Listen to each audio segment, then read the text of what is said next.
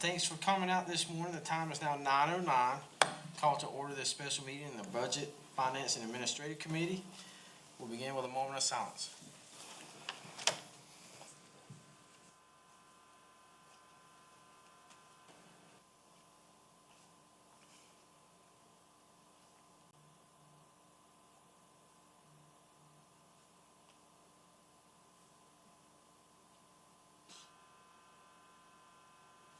Mr. Hart, would you lead us in prayer?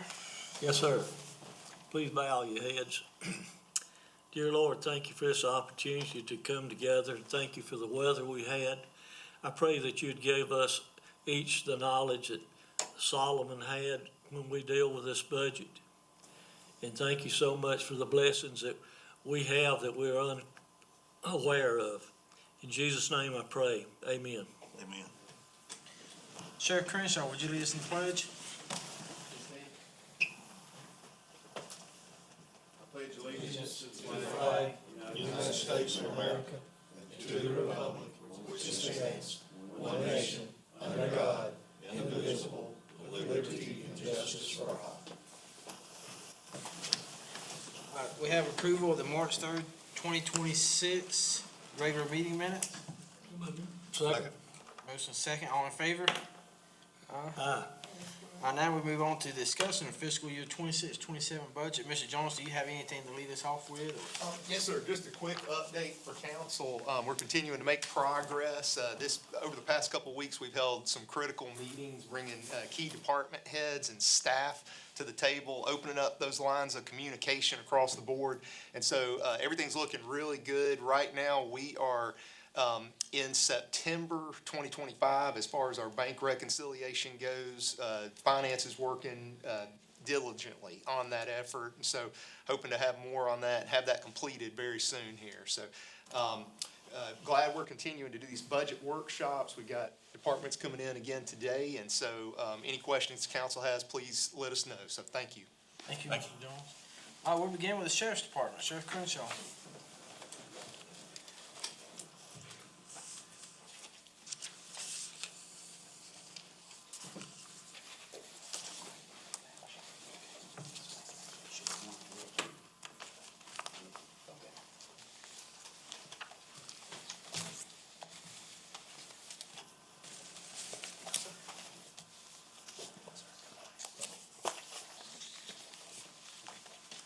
Jones, you prefer in order, how we go, or? However, you can go, you're on the agenda first, yes, sir, so just have We want to do all four budgets though, today, animal control, detention. whichever order is best for you, it's Okay. fine with us. I got them in alphabetical order, so we'll Okay. just start with animal control. Okay.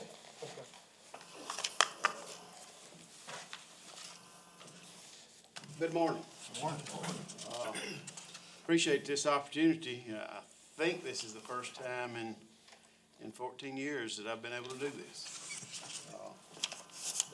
In years past, I've always turned it in and sat down with the administrator, and that, I mean, not that that wasn't a bad process. Enjoyed that as well. But sometimes it's easier for, me to convey to you directly than me to convey to the administrator. So I appreciate you doing this for department heads and elected officials and budget as you go through this. I think it makes you more informed as a council member as well. Something that I've kept up with, I'm gonna share with you as we get started on all four of my budgets, animal control, communications, detention, and the sheriff's office. Every year, we've averaged about 80% of our budget is personnel, and about 20% is operational. As an example, last year in our most current budget, all four department budgets are a little over $22 million. And that's what I convey to citizens. I don't think I got $22 million over here. I should be able to do anything we need to do, when actually 17.8 million of it I never see. And that's all personnel cost, salary, fringe, health insurance. And I operate the sheriff's office on about 1.7 million a year currently, and so forth. And the other budget, 1.9 for detention, about 250,000 for 911, and about 333,000 for animal control. So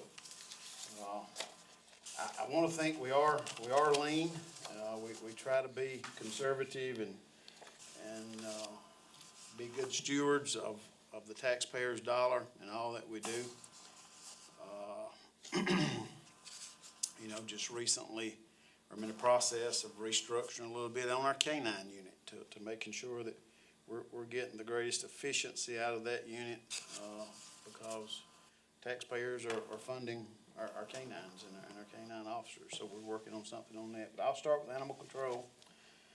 Lieutenant John Crum is here. Lieutenant Crum and Captain Ken Washington pretty much administer this budget for me as supervisors over animal control, so if there's any detailed information, we might have to consult with John, as he'll be able to help us as well. But I know Mr. Jones sent over the departmental request yesterday, or the salaries, included the salaries. And I guess I don't understand why our salaries went down. I don't think we're losing anybody in animal control, but I noticed that. Departmental request, that's something that finance normally does for us, but just a note on that, or am I looking at So did that go down, that 463? 463, and it was, Okay, gotcha. that's where I'm talking from previous budget years. Yes, sir. Yeah, let me make sure that's correct, because Okay. there's a couple of factors, the new health insurance and everything that's going into that salary and fringe with the new items. So, yeah, let me check on that and I'll get back. We've made some tremendous strides. So one of the greatest things we've done is when you give me a lump sum of money several years back, and our pay bands were very narrow. And I was able to put 4.5% between each rank, and actually came up with some additional ranks to separate supervisors from non-supervisors, those that supervise people. As an example, for our corporal, our school resource officers are corporals, our warrant people are warrant officers are corporals, civil are corporals, and but they don't necessarily supervise people. And then I have some corporals that were supervising people, so I separated them to a senior corporal if you're supervising people, and that's a 4.5% difference. So that's been a big help for us. With that being said, I hope if there's opportunity for consideration this year for not only my employees, but all county employees, we realize and we understand, and I think all of our employees certainly, we don't have any heartache necessarily. We understand our health insurance is going up, and that's got to happen. We get that, and I think all employees understand that. But if there's any consideration to help offset that cost with some type of pay increase,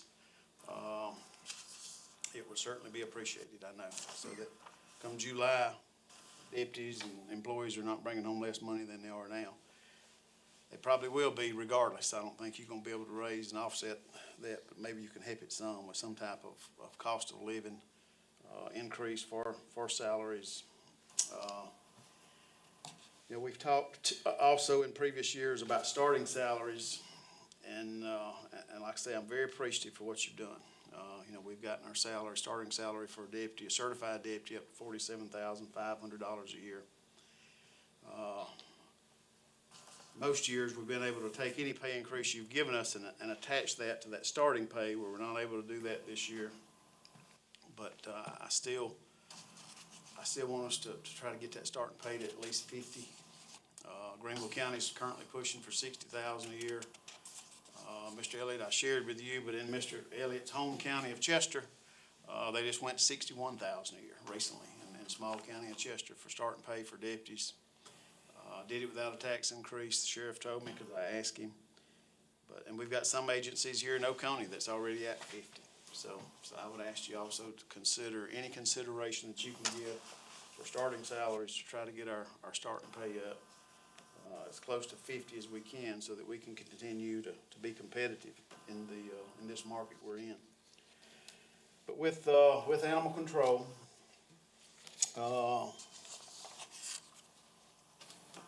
and I don't know how you feel about new positions yet either. I understand, this as you go through this process, but if there's any consideration for new positions, we have requested some in some of these budgets. You know, currently at Animal Control, I've got 3 certified deputies and 3 code officers. And those code officers can only enforce the county ordinance. If they can't charge somebody under state law. So we've asked, we would like to move toward getting everybody a sworn officer, a certified officer. So would certainly like to upgrade if we can, or able to do that from a money standpoint.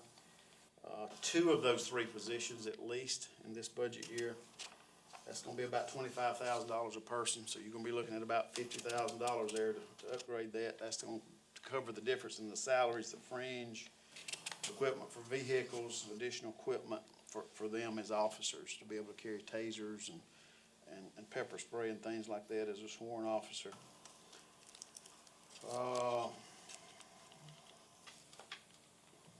Overtime, you know, this applies really to all 4 of my budgets. In years past, you know, I've always worked with the administrator. We've never really been fully funded on overtime. And the administrators previous administrators have always worked with us to help find funding in open salary or somewhere else, you know, in the county budget to help us when we get in that last quarter of the year. We've kind of changed up how we're managing our overtime this budget year, and I think it's helped us, you know, to put more accountability on the people that are with me here today, you know, making sure that they're accounting for that overtime and that overtime is justified and trying to keep up and track with it. But, you know, you can see there previous years, I've go over every year on our overtime. This current budget year, we were budgeted for $20,000, so we are asking for an increase in our overtime budget of $10,000 if possible, but any increase is certainly appreciated. The low-income spay-neuter, professional spay-neuter program, you know, we're currently out of money in that. Those vouchers, the clinic down there at the shelter will do a low-income spay-neuter for $100, whether it's spay or whether it's neuter. So you take 105,000, divide it by 100, and that tells you how many we can do, vouchers. And so they print those out. They were given out a couple of weeks ago. So we're out. We've worked with, and the Humane Society takes in co-pays, whether it's $10 or whatever somebody can afford. And then they use that money to stretch it further, and we've just been able to get that started back with the Humane Society. So they're trying to cover the cost on that, but we've certainly it's been an effective program. So we would ask for continuance of a professional spay neuter. I know Humane Society came to you and asked for an increase. They told me there was. I told them they probably wasn't gonna get nothing right now, and so with the budget the way it is, but we are asking for a $10,000 increase in that. Data processing would be the next increase from. Actually, let me back up on that. The cost for our email is going up. Animal Control is not but $189 increase. I think surely we can absorb that in our current $1,500. So I think we're good on data processing. Medical would be the next line item, $100,000 to $115,000 increase. This is just due to the rising cost of animal care. Vaccines have gone up. We've got a pretty big court case now that we're having to care for those animals in that court case. A good number of animals that require special attention, medical visits, making sure that nothing happens to those animals. But that's the need for the increase request in medical. Staff development, if you do fund to upgrade those 2 positions, then that would, obviously, we would ask for additional money for training for the certified officer aspect of that under staff development. Building and ground maintenance. I don't know that we need to go as high as 60,000. You know, we were looking And I think that this is, I talked with John about that in the last day or two. We talked about it this morning, trying to get some accurate pricing, but maybe a generator, a backup generator for these recent storms that we've had. You know, if we lose power, then we've got no heat at the shelter for the animals. So we always are weary of that, and trying to keep a close check on them to make sure we don't have to move all of them. But that 60,000 was for a diesel generator, and the numbers we're getting in, that's not enough to cover. I think we're gonna be in the 40 to 50,000 range, so I'd say let's push that out to maybe a capital, something down the road, for a generator. We've talked about a portable kennel. You know, we continue to be overcrowded down there.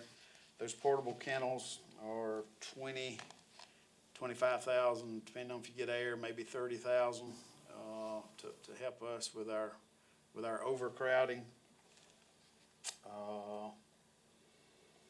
Incinerator maintenance, we've got some kennel gates that are in need of replacing. The guillotine doors that separate the kennel runs, some of those are in need of replacement. So that's where we're asking for some increase in that. Like I say, we could probably, 23,000 in the maybe 40,000 range. You know, we can trim that a little bit more. Cause like I say, that generator, we're gonna have to look at that as a capital improvement. Electricity, just a slight increase there. That's just based on our current, bills that we're paying.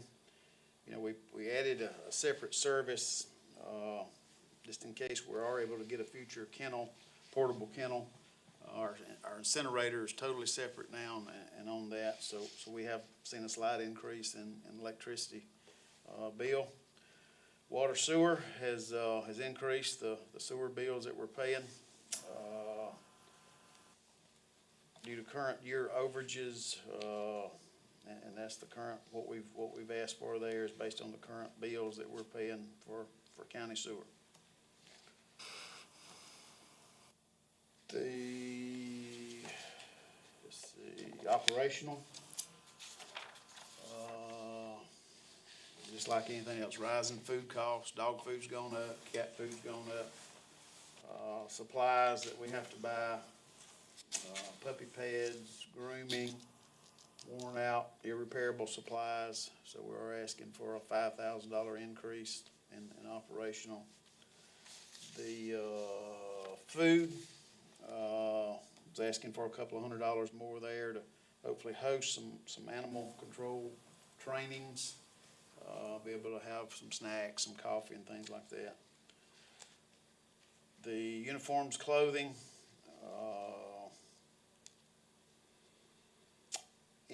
try to replace body armor, the kennel tech positions. If we are able to change the code officers over, equipment for them. Our current clothing supplier, and this is across the board, we're seeing about a 5% increase, 4 to 5% increase in the vendor for clothing.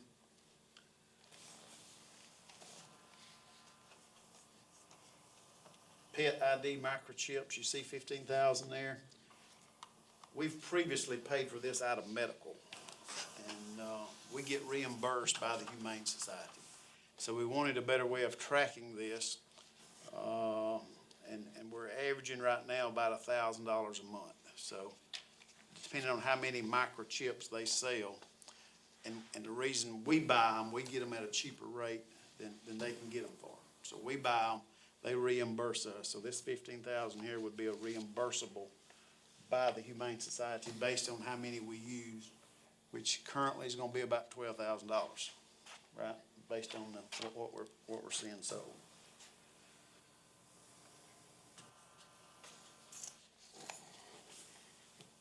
And then vehicle maintenance, just the age of the vehicles.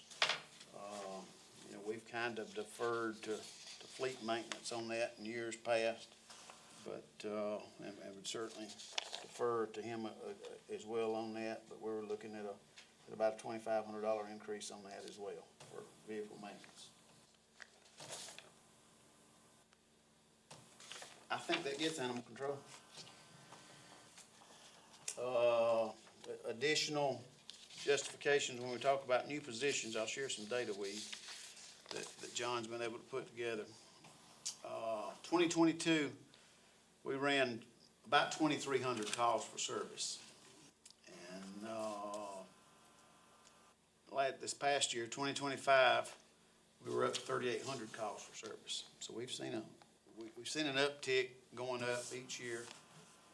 Just 3 years ago, 2,300 calls, 3,800 calls in 2025. 2022, animal control had about 700 officer-initiated cases for the year. In 2025, had almost doubled, 1,367 cases for the year. So the production and the work has drastically increased. 2 very large investigations recently. Past couple of years, seizure of really 100 or more animals. So with the numbers like this, that's going to certainly justify us seeing an increase in animal control. We have been in conversation, and I'll close out with this, but any new positions that we're looking at, it's about 56.5 because we were looking at non-sworn for these new positions instead of sworn to help out at the shelter. But we've had several conversations with the Humane Society. John and I have met with them, along with previous administrator. I think Mr. Jones has met with them, I think, on one occasion. They have a great interest in taking over animal control. Currently, their volunteers run the adoption side of the shelter. And they provide a great service doing that. But, they have proposed wanting to take over the intake, which would basically free up our folks. And I probably wouldn't have to ask for more people because of my people that have to stay at the shelter could then answer calls on the road. So we've had those conversations, but the numbers that I've looked at so far, there's not any cost savings there for them to do that. There's actually a request for more funding on their part to be able to take over. And so, if there's not cost savings there, it's hard for me to see the benefit in that. But we'll continue to discuss with them. We certainly want a good working relationship with them, and we've had that. We want to continue to have that. We have monthly meetings with them. So, any questions from animal control? Yes, sir. And this go for all of them in every department. If we can get an idea, an accurate budget over time, and by, past year's actuals, average it, and paying for it from vacancies is very valid. But if we can get an estimate of average vacancies, so we know if we have that money available. And it's an issue in other places in the county that we're learning that we have vacancies, but it's not vacant money sitting there because it was redistributed to other employees who've taken on roles. So it'd be a good idea if we could have as close to accurate as possible overtime budgets.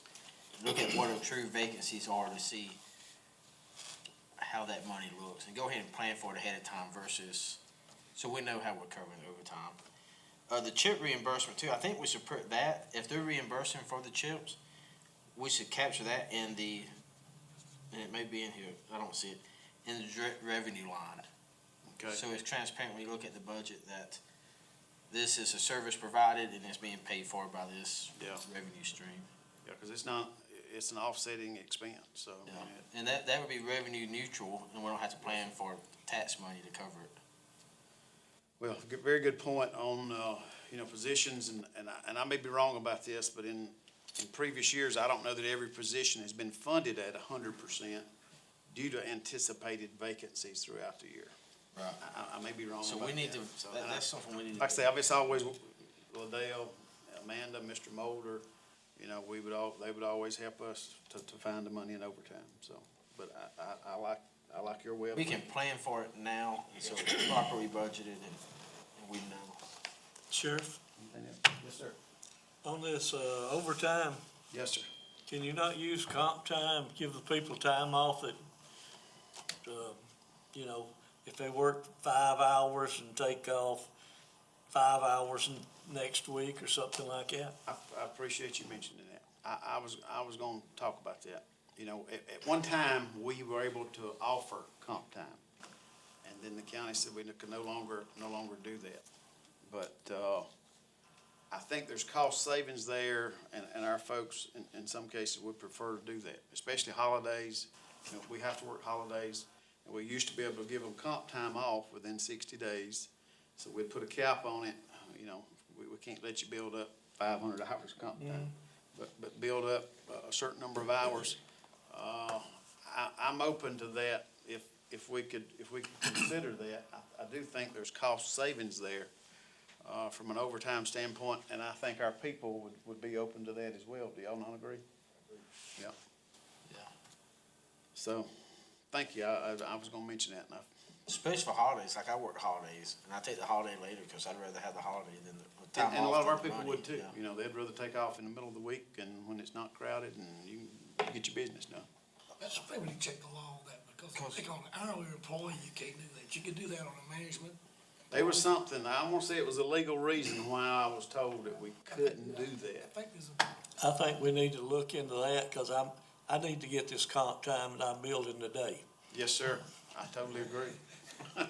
The, At time and a half. and also, not just the overtime, but we need to look at it for the laws will be different for holiday, like I mean, county holidays, stuff like an that. hourly employee, there's all several laws that came in 5 or 6 years ago. Yeah. Okay. I got a question, and it may not be a popular question, but animal control is a countywide issue. And you probably got some statistics that show how many, calls you make in the various municipalities.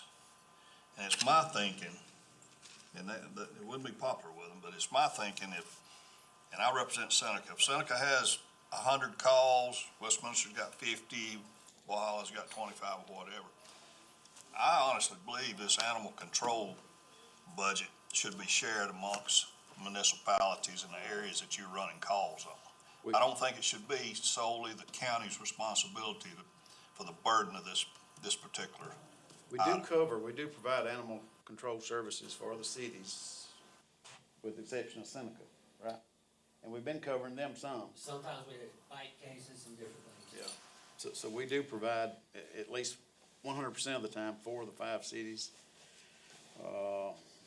And we could pull some data as to how many animals. We're trying to track that now. I know you're working on One issue we've come into, Westminster is the only municipality currently who has adopted the county code, or ordinance by code. So the only thing we can enforce in the municipalities currently is state law, not the county. So the code enforcement officers can't enforce anything. It has to be one of the certified deputies. So I think they ought to share the burden to help out. And we've had some of our meetings with Humane Society, has been with some of the cities about offsetting some of the operational cost. And, so that's worthy of discussion. I think we need to have that discussion at some point. Now, it may be too late in the game for this year, but when I look at this and it's costing them roughly $1 million a year to run animal control that the whole county benefits from, but you got to look at where your problem areas are too. And I don't know if there's any kind of educational type, programs that the animal control does, because I'm not against folks having pets or anything like that, but they need to be educated before they take on that responsibility. They need to think about the vet bills and the food and the responsibility that goes along with them. And they do. you know, Humane they Society- take a pet in, and then a month later say, oh, you know, this is above our head, and they come and bring it down to animal control. Or it's a Humane Society and dump it off, and they've washed their hands of that responsibility. It's, they do try to do some education, but that does happen on a daily basis. Yes, sir. Anybody else animal control? I had 2 things, Mr. Yes, sir. Sheriff. On the generator, if we move that over to capital expenditures, what do we need as 15,000, okay, for buildings and maintenance, or what do we need that budget to be? I'm assuming, Jason, would you know? Well, we tried to get a price to do they was wanting to do the whole building on a generator. And we got a hold of one of our suppliers, for a generator. But he didn't want to bid on it because he don't ever get a bid because we always go with a low bid with the counties. So he's kind of got out of the bidding process, but, you know, we're thinking like $60,000-$70,000 Yeah, it would be. to do the whole building. You got 200 amp panels in that building to feed the building, so. I'm thinking if we move that to a capital account though, and then do we need 15,000 to cover the remainder of building and maintenance? 15 to 20 would. 15 to 20, I okay. think so. That would allow us the option to get a portable kennel brought in. Gotcha. And then it just depends on if we had to add AC, you know, a pad, put it on possibly or something like that. Okay. So I'll put it at 15 for now, and then we can Okay. work on that. I'd like to add to that. As a government body, understand that we have Army surplus in Columbia. I know that the city of Seneca got a bulldozer for nearly nothing. And I know the Army uses generators, and there'd have to be some there that possibly could pick up. And with my experience with the Army, they had diesel engine generators. Yeah. Mr. Hart, John is my guy with the 1033 program. He monitors that on a daily basis almost, We got looking one. for generators. We got one a couple of years ago, a big trailer generator, and got it back, and, Chairman, we worked on it, and the engine ran, but it wouldn't get power. So we had to do that, but I still look for that option. We're constantly checking, so that hopefully we can find something Well, like that. I'm gonna help you. I'm gonna look on GovDeal. All right? That'd be good. Real quick on the salary portion too, I did get an answer on that. We're seeing are there two vacant positions currently in animal control? Yes. Yes. So I Yeah, think- we have trying to get a certified position hired. He's currently in a code position. Gotcha. So once that process completes, I'll change that, that was based off of the Based on current, current so that's position. where then we we have an have. open kennel tech position. Okay. All right, communications, 911 center. Captain Ward is here, Justin Ward. He manages this budget for me as well, does a great job. But, we'll start with, he had requested two additional positions, new positions. But I understand, like I say, we understand the position you're in financially with the current county budget. So if you can't see any new positions, we have a part-time position. If we could at least upgrade it to a full-time, take the part-time position, upgrade it to at least a full-time position, we would take that. We're currently providing dispatch and 911 service to 4 out of the 5 cities, and having some discussion, Mr. Jones, myself, and Seneca about possibly taking over that for them, which would truly centralize it. Do you know why they had a separate one to begin with, and the other towns didn't? Do you know when that broke out? It's been that way, Mr. Chairman, for 40 years since I've been in law enforcement. I'm thinking, it was that way, and then we had to have a backup 911 center. So Seneca became our backup 911 center, and they continued with dispatching for their own agency, right? At one point in time during my 40-year career, Westminster had their own dispatch, Walhalla had their own dispatch, and the sheriff has gradually taken that on over the years.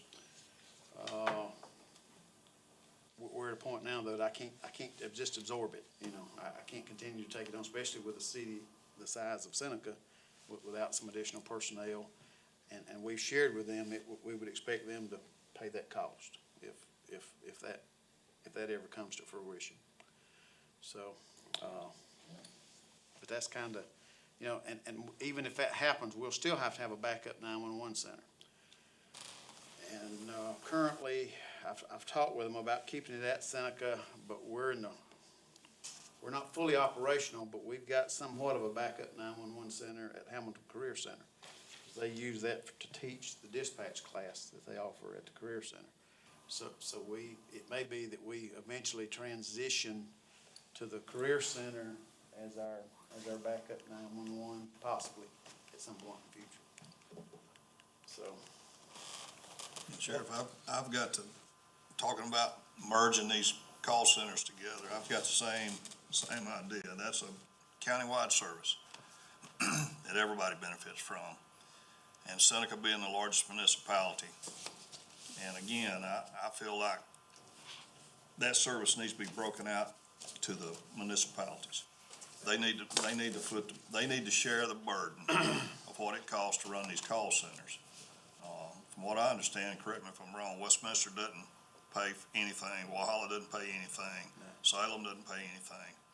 And if we merge them, we're looking for Seneca to pick that burden up, which that's my district, and I don't think that's a fair way to do it in my mind.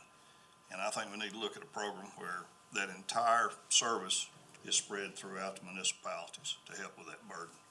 Not a bad thought, Mr. Mize. I don't disagree with you. I think over the years, as an elected official, you know, my position, previous sheriff's position has been, well, we've taken Walhalla on, Westminster on, you know, you pay county taxes too, you like city taxes, so we want, you know, feel like you get something for your services or your taxes. But I don't disagree with you. If Seneca's gonna pay, then we probably need to look at that, and Walhalla, Westminster make a contribution. And it could be based on, you could divide it up equally, or you could base it on call volume, prorate it somehow. Yes, sir. Now, I'm sure there's an equitable way to do it. We just haven't, Y'all give that some thought. We hadn't, And like I say, we certainly, So just hadn't given a lot of thought yet. yeah. versus the cities paying it, and this is just me brainstorming, so I don't want anybody to take it as somewhere we're going. But versus the cities paying it and the residents paying it as attached to the city that they're paying to the county, you know, we have like the unincorporated fire fund that doesn't tax the incorporated areas. Is this something that you could have as an incorporated special millage for these services versus going through the city to get it? You just go straight, you know, to the, kind of the reverse of the unincorporated fire tax. You have an incorporated portion for these. 911 fund or something. Yeah. I don't know, it's just, I don't, we can ask Mr. Root next time we see him. I don't know the legality of that, but I would think if you can do it unincorporated, you could do it incorporated to pay for those portions. Maybe more efficient than asking them to pay the city to then pay us. Animal control, 911, detention center. I house all the inmates for all the cities in the county as well. So, And that, you know, getting back to what Mr. Jones brought up one other day, you know, we're looking at a possible down the road restructuring of departments and all. We need to take this into consideration, the detention center, animal control, and this call centers. And spread it equally, spread it best we can. And I like that idea, Matt. And But after I said that, I'm thinking you gotta be careful not to double tax. Cause the same incorporated citizen also is paying the same county taxes unincorporated is paying. that's been the hesitancy on my part, certainly is in my time, but But whether they pay the city to pay us, or they pay us directly, then it can still be double taxed if they're paying the city. But I know we can't absorb that call center right now as is. I mean, I've got some of the volumes from Captain Ward and on those calls in incorporated areas and so forth. And so the initial idea and the discussion around Seneca has been that volume would require, I believe, four additional FTEs to cover that. So Seneca is doing it with 8 right now. They have 2 per shift. We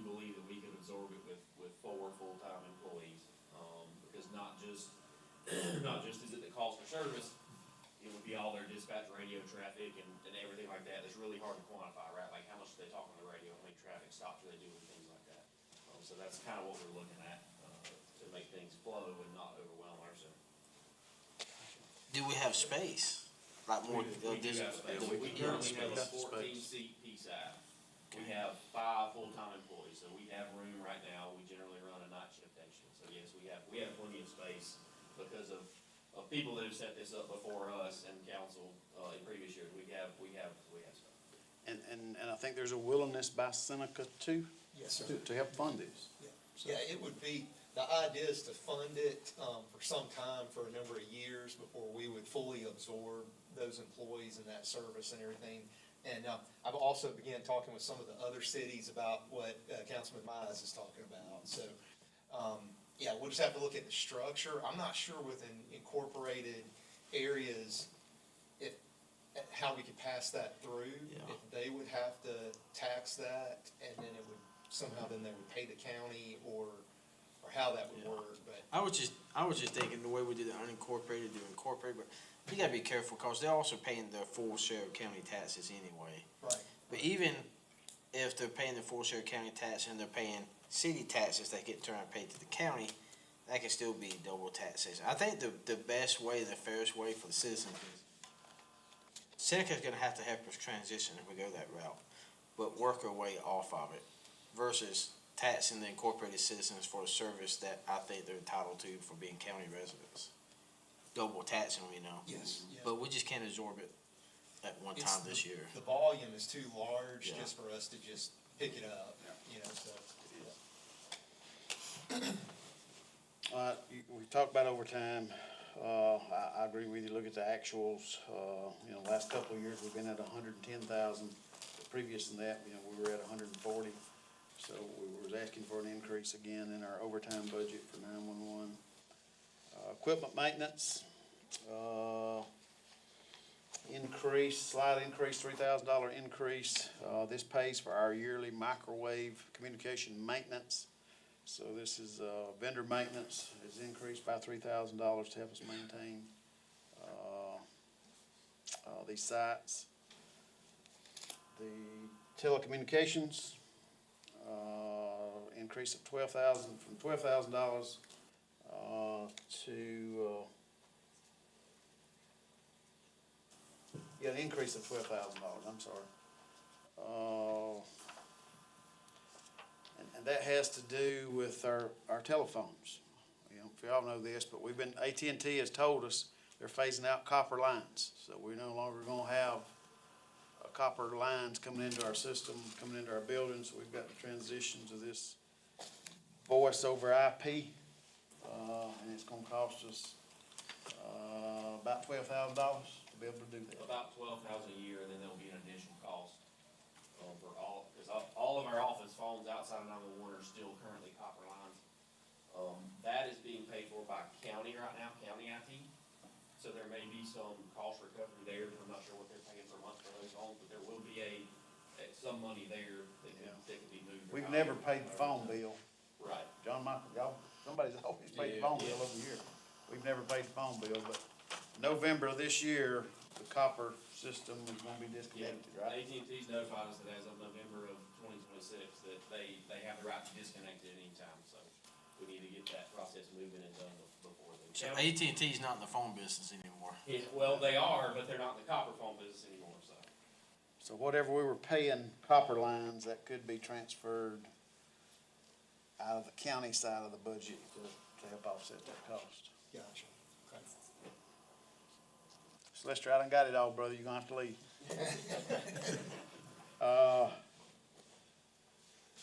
Not but one more. Justin's done pretty good. Data processing.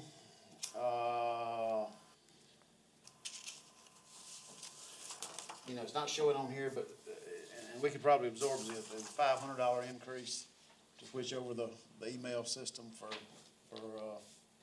911.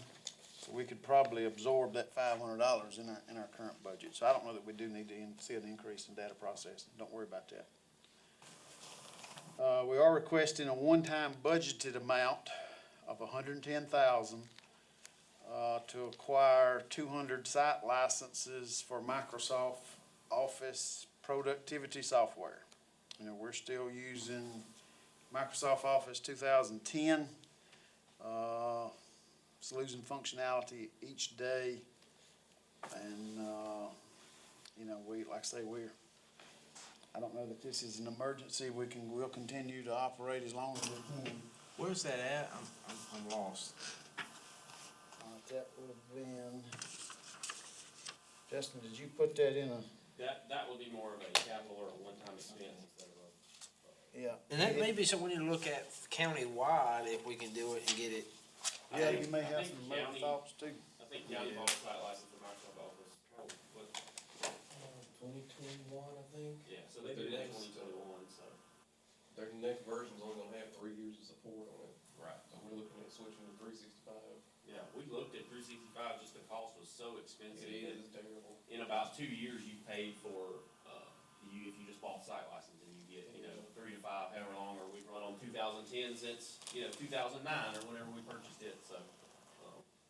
Okay.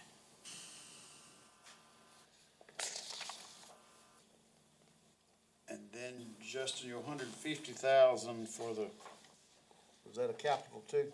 Yes. Okay. Talk a little bit about radio system. You know, in previous events, communications has been an issue, come up during Helene. And we've always struggled, one, geographically in Oconee County, having a system that's gonna reach in the mountains, and get out where we need it to get out at. We've just never been able to have 100% coverage. But we've also struggled over the years with police being able to talk to fire and vice versa. So this is, again, I'd say 3, 4, 5 year capital plan of a new radio system in Oconee County for police and fire, first responders. And what we're looking at right now is basically a one radio system to where one radio talks to, UHF and VHF. I can switch over and talk to fire. I can switch over and talk to law enforcement. I can switch over and talk to the motor pool, road department, whoever I need to talk to. It's all in one radio. Still getting some numbers in, but we're probably looking in the $6 million range for something like that. Again, that cost should be shared. Seneca City, all the cities would need to buy their own radios. But it would truly be a county-wide system is what we're looking at long-term. In the interim, our current communication system, we've had some failures when high wind, ice, snow. So Justin's requesting a one-time budgeted amount in capital of $150,000 to replace our aging microwave communication system. You want to elaborate on that any? Sure, so our system, maybe 10, 12 years ago, we have about 12 interconnected sites in the county. And they talk to each other over a microwave system, which has built-in redundancy. So each site has at least 2 or 3 links to another site. As the system ages, some of those links are not as reliable as they used to be. So that whole system, microwave system where they interconnect and talk to each other needs to be replaced. We're kind of putting Band-Aids on it as we speak to keep it going, but, just an example for you, this weekend, we have a site out in Fairplay behind, Crazy Steve Fireworks on a cell phone tower, and that had a power issue. So when that link went down, several others went down, right? So our communication system was constantly up and down until we could get out there and fix that. So that's something we need to address. If we decide to move forward with a whole countywide, a different radio system, that's less of a critical piece, but we've got to get from here to there. So there definitely needs to be some critical links replaced to deal with that. We've gone totally from analog to digital now, and it's been a big improvement in communication from just going from the analog to digital. So, just for Mr. Council, I think that's a priority. I know when I went out with Officer Crooks, sometimes down there, right next to Clemson, they couldn't key out. And, he was able to use his phone to call dispatch and stuff, which is fine until it's not fine. A phone isn't always viable to put up versus just being able to key a radio when you need it, you need help. we're doing our due diligence. I know some members of the fire commission have some of those radios now. They're testing them, so let's continue to research that. And we'll eventually come back with a recommendation and a more concrete cost. There's definitely lots of room for improvement. Right now, our communications are split. Fire is still in the VHF frequency. Law enforcement's been in UHF for 20 years. There's definitely a lot of room to put us all together on the same playing field, same frequency, get everybody together and add capacity. Our system now works really well, but we don't have any room to add capacity without spending lots and lots of money. So I think moving forward, looking at systems that have trunking capabilities, they can, you can have 8 channels available to you or whatever we decide to need. There's definitely, it's something we need to look at long-term to keep moving forward, because we're gonna keep growing and we're gonna need that communication to work. It is very expensive. I was trying to look up how much it was, but Pickens County upgraded theirs. 10 million. Yeah.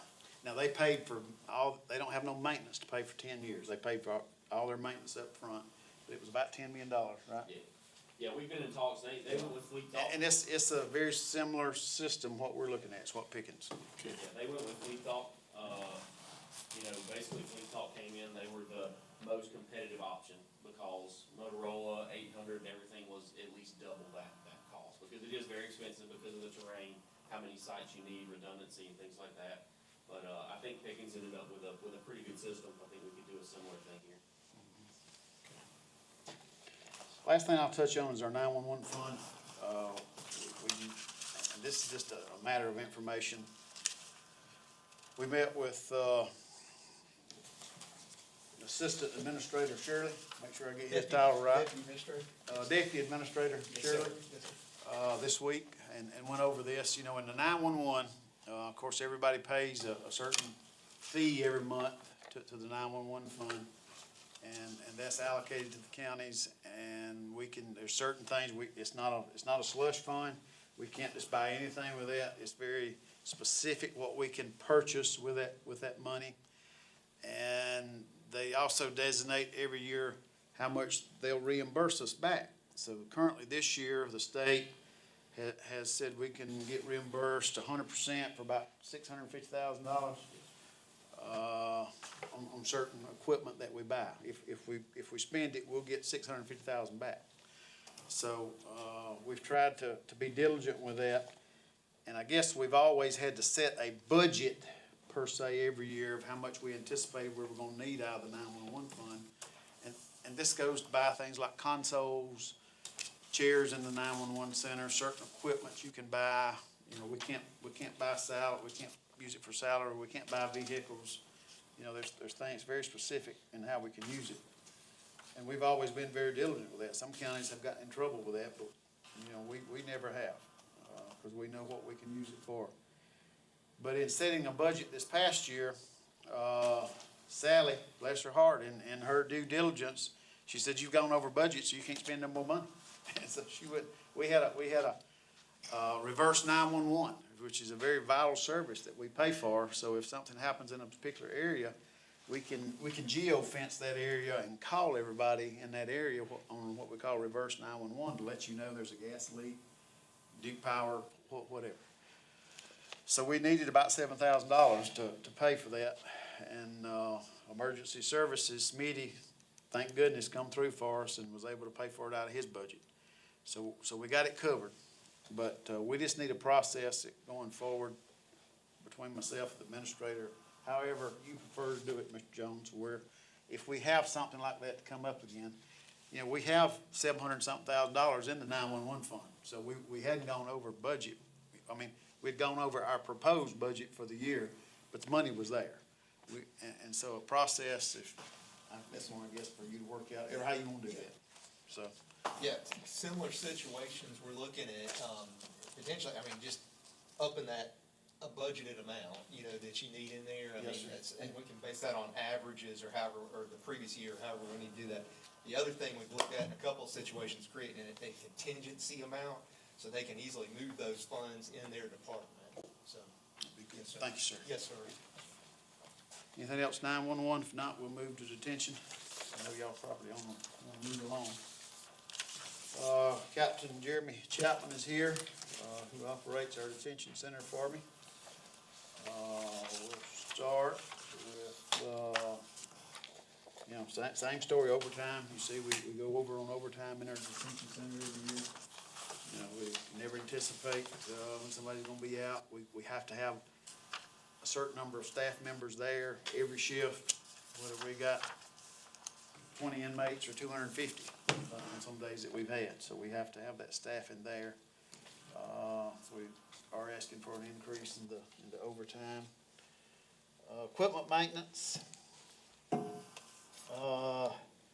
We're in the red this year because of unexpected expenses to repair the dishwasher. The washing machine, the dishwasher, the dryer in the jail, it's not your typical Whirlpool residential machine. It's a commercial and it's very high.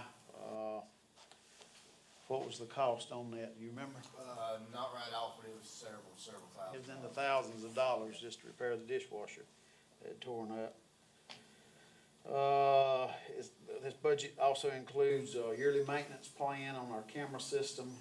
We've recently upgraded some cameras in the facility over the years. The cost for the yearly maintenance is $16,000 a year.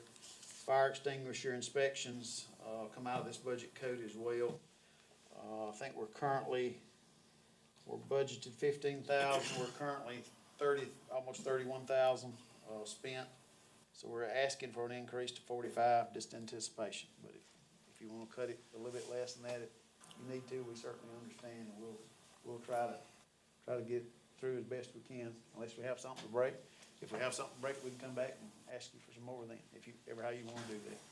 Yeah, if there's anything you anticipate, Sheriff, I mean, we can factor that in, of course, but, if that's, and you're just basing that off This year, yeah, and it's hard, you don't know what's gonna break and what ain't gonna break. I mean, we don't have anything anticipated that we've got to replace, so, okay, we can operate off contingency if we Okay. need to. okay. Professional, we use this, we have a part-time employee. We got all these requests now for expungements. If somebody gets a charge dismissed or whatever, then they can get that expunged, and that has increased extensively. She's currently working 12 hours a week. We'd like to bump her up to 15 hours a week. Of course, as a temp employee, that goes through a temp agency, and we're paying that temp agency about $21 an hour to cover that position. This line item also pays for psych evaluations due to officers' training to become dual certified. We're working on that. So we are asking for an increase from up to $23,000 in professional. I would have thought expungements were falling in the clerk of court. No, the solicitor can help us on that. He can do, or the solicitor's office can do some expungements, solicitor, right? They do. Actually checking on that. Yeah. I thought that our office was handled those exclusively, so I'm actually checking on that right now. But when they come in, I mean, the records we got, we have to expunge Okay. them That's at our office. Okay. So I'm sure there's records that have to be gathered for. the process starts at the solicitor, but then That makes sense. we have to have somebody in the jail to expunge all the records we've got. A physical person to do that. I think it's a collaborative effort between our office, the clerk's office, and then law enforcement. State stipend, inmate stipend, y'all may not know this, I don't know if you did or not, but we pay our state inmates. I had to start doing that because other counties had started doing it, and I wasn't getting no state inmates. So we pay them $4 a day to work. So they get paid $4 a day, and they work 7 days a week. So we currently have 6 state inmates, but we'd love to get our state inmates up to 10. So we're asking for a $1,000 increase. Yes, sir. Does the state pay us to take the state inmates? They do not. So why do we want them? They mow our grass at campus, on our campus. They have worked at the rock crusher. In previous years, they've helped at solid waste. They help in our kitchen, offset our kitchen staff, janitorial staff, keeping the jail clean. So they work Do they wash dishes and wash clothes? They do, yes, sir, they actually do. They wash So we dishes, can take wash some of clothes. this and move it up into that other fund. So, Can they work, and I think Pickens County used to, and maybe we did too. Can they work at the convenience centers? they could, you know, it's, as long as it's a government-owned, Yeah. they can't do work on private property. But, they could work, you know, we'd want to be very careful about any interaction we have with the public. I've got a couple right now that I'd trust 100%. I think Captain would say the same. So yeah, for the right person, but you can, any government-owned, function, they can work it. They helped in, you know, Wayne got them many years ago to help at the Walhalla Pool. Helped did some work up there. Still, I guess that's the only thing about it too, if you get more, is there more creative ways we can use them to offset other services or expenses? Yeah, I mean, Jeremy's used them you've had one at the motor pool at one point in time, didn't you? We did. Okay, yeah. We got the animal shelter too. Got two at the animal shelter, yep, I forgot. Rock quarry. So they work, I mean, they've provided services for, it's worth $4 a day. It costs more for employees to do this type of work for $4 a day. How much does it cost us to house an inmate? If you take our budget, and that's kind of a hard figure to come up with, if you take our budget, yearly budget, and you divide it by our average daily population, we're probably in $75 to $80 a day. Roughly say, I would say about eight. I need to get an update on that, but we're probably average. Yeah. But you got a certain minimum staff, so adding 10 state inmates isn't. No, it doesn't add that to the cost, I mean, so. But you can't, by law, you can't work county. We sentenced, we can if they're sentenced. Sentenced. Most of our sentenced inmates for 30 days or less. The trustworthiness of them sometimes is not as great. I'm not as comfortable sending them out, as I am a state inmate that's proven, you know, earned the trustee status. But we do, for litter pickup, sometimes we do use county inmates that are sentenced to go out and pick up litter. So. I got a quick question, Mr. Sheriff. The life after lockup and the state inmate stipend, do you see any of the state inmates with like prior certifications or any kind of, I mean, I'm sure they've got experience and so forth, but from my understanding, the life after lockup, we've actually had some really good people through that program, right? We have. Okay. You know, we've tried to get some of our trustees some certifications. You know, we had one life after lockup that went, unfortunately, he's no longer with us, but he went and got his HVAC certification. Saved us a lot of money on HVAC, didn't he, Jason? But unfortunately, he's no longer with us. But yes, we do try to offer some certifications through Tri-County Tech, and then, you know, assist them in getting further certification and training in our life after lockup. We've had some success. We've had some failures, Gotcha. life after lockup as well. But, that's more of our state inmates, you know. Gotcha. That's who we really try to look at for potential positions of life after lockup is these trustees. Okay. They want to stay here. Data processing, this pays for, live scan, DataWorks. This is what we use to book and fingerprint inmates and staff. That service is going up.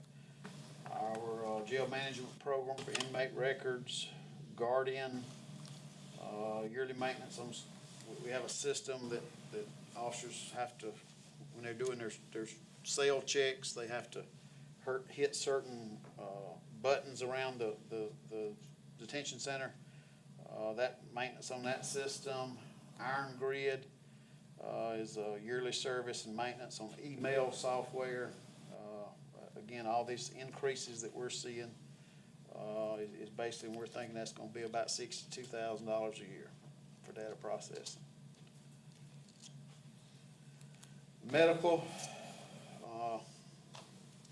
you know, y'all know where we're at on health insurance, so you know medical services go up. That's a vendor service. You know, we have an outside vendor that provides medical services for a detention center, a company named Genesis. In order to keep what we've got right now, which is 16-hour a day? 16-hour-a-day coverage. Basically, we have provide medical coverage 16 hours out of 24. Is $834,000.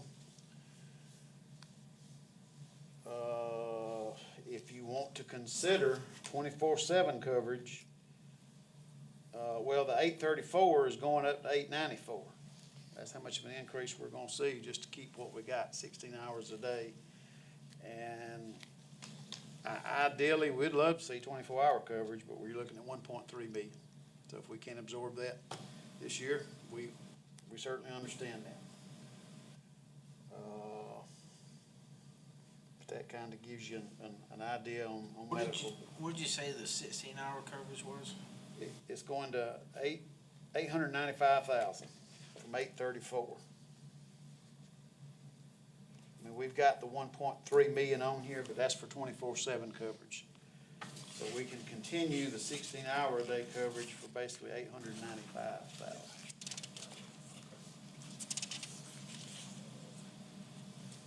Bill?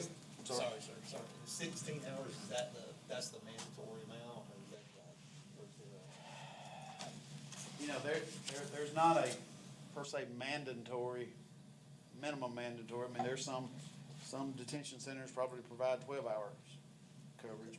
The trend we're seeing, most everybody's moving toward 24-hour coverage. Gotcha. Just from a liability standpoint, that's where they're moving toward. Yes, it's liability. What happens, you know, That makes sense. I've seen those Like those cases in other counties, other detention centers and so forth. So, yeah, that makes sense. all this would be, That makes sense. Okay. People on meth are not the most healthy Yes. people, and we see a lot of medical-related issues. Maintenance on building and grounds.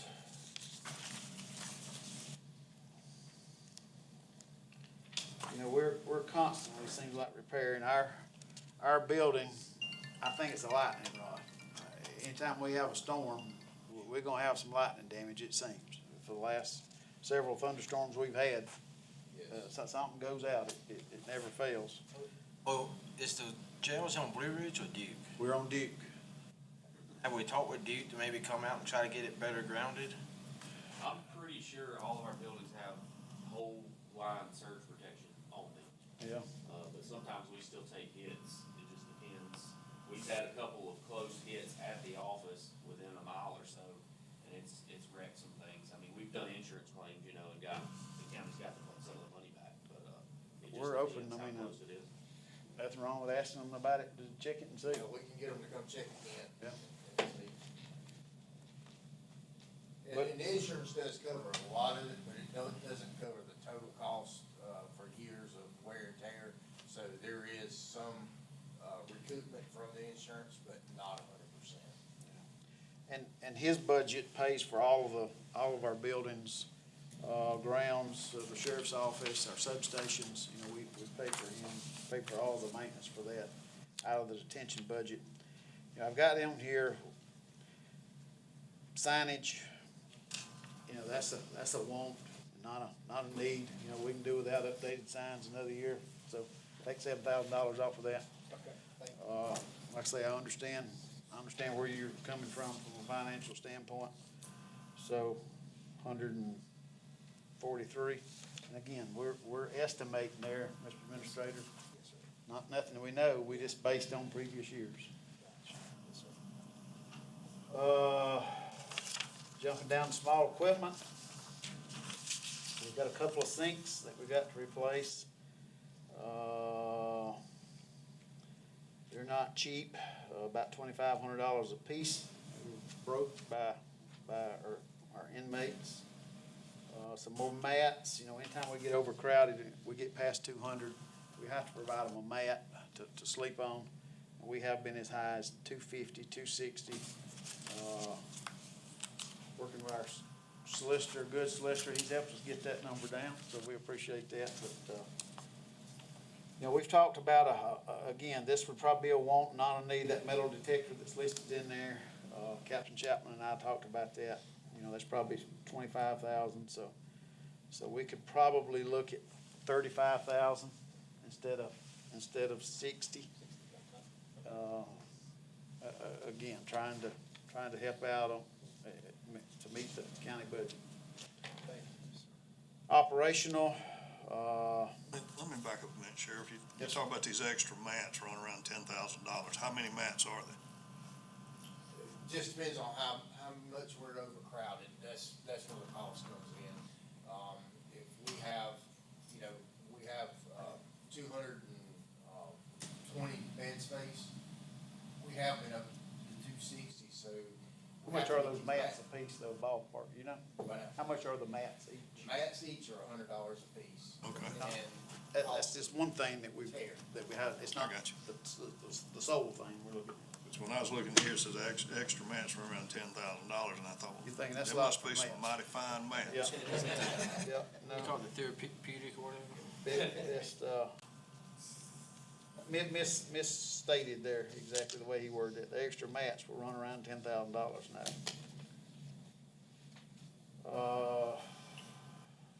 Man. Where did we get to? Small equipment? Small equipment. Small equipment. Yeah, so about 35,000, I think we can get by with that. Operational, this the hygiene kits, everything that we have to buy for inmates, we've seen price increases there. Toilet tissue, paper towels, cleaning supplies, office supplies, gloves, trash bags. Jeremy, in looking in years past, you've kind of stayed within budget at 75, but you're anticipating. that other money, that, Okay. So any more you can give us for operation? Okay. What was the increase again on the operation on that line item, that, That was 25, that's 40,000 from current year. okay, so just the cost of, wow, 40,000, okay. But if we can get 20,000, I mean, if you have to cut it some, I mean, Okay. any increase, we'll certainly. Okay. Food, again, outside vendor, provides our food, $450,000 contract. We anticipate that going up 3.7%, so about a $15,000 increase to 465, 613 for food service. IT, replacing some older computers, software, radios, asking for a $11,000 increase. Uniforms, our uniforms are going up about 4 to 5%, but we also buy the orange jumpsuits, sandals for inmates, come out of this line item as well. So we're asking for a $10,000 increase there. Department of Juvenile Justice, you know, we've always paid about $50 a day when we arrest a juvenile. We have to transport them to Columbia, and we pay the state $50 a day to house them.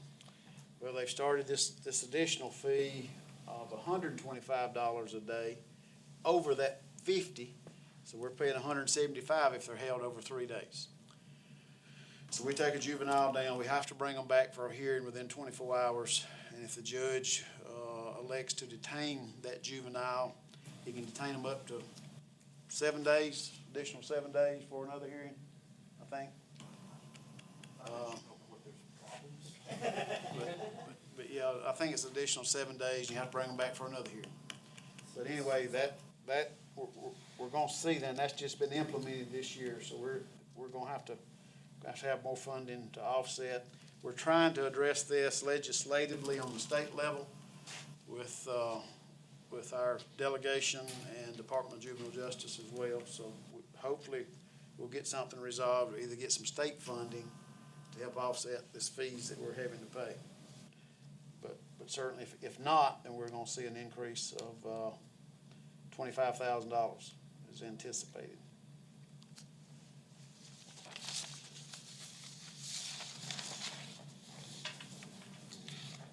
I guess the staffing, we'll touch on those, I didn't get that at the beginning, but, you know, we've had a staffing study done, Association of Counties has come in. It's a number of positions. You know, when we first opened that, we had a staffing study then, and we met the minimum number of staffing that they recommended when we opened the detention center. But, you know, with the additional inmates that we're seeing as high as 250, obviously, safety and security of our staff as well as the inmates is paramount. But, you know, we've asked for 2 new positions, if possible. If not, we would like to see some upgrades of a master detention deputy to a sergeant. Another master detention deputy upgraded to a corporal. And you can see the difference in the salary and fringe. Both of those are going to be about $12,000 to upgrade those. The last one there, adding full-time permanent custodian position with fringe, it's going to be about $60,000. This past year, we worked with the administrator to hire somebody to help keep our building clean, bathrooms, and it was a temporary full-time position. And that employee resigned to spend some more time with her husband, who's currently out of the county. And we were told, since that was temporary full-time, then that position went away. And we would need the administrator to approve that, to hire somebody. So we're currently using inmate labor, but that was a vital position, just in the morale, keeping the bathrooms clean, the floors clean, vacuum. So we would ask, that's important, if we can get a maintenance. I don't think our county maintenance can absorb our campus. If you tell me you can, we'll withdraw it right now. I think we've talked this, and y'all just, but we need somebody to help keep our building clean. We do. So that was in the last year's budget?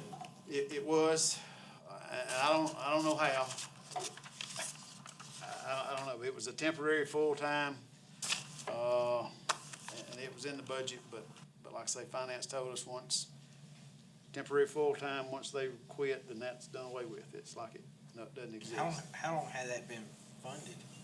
Just that year. Just last year? Yeah, I started, doing a temporary service, and then we had her temporary, and we meant to put in for full-time last year, and we overlooked it. And so we started the temporary full-time, so we've had her the entire year.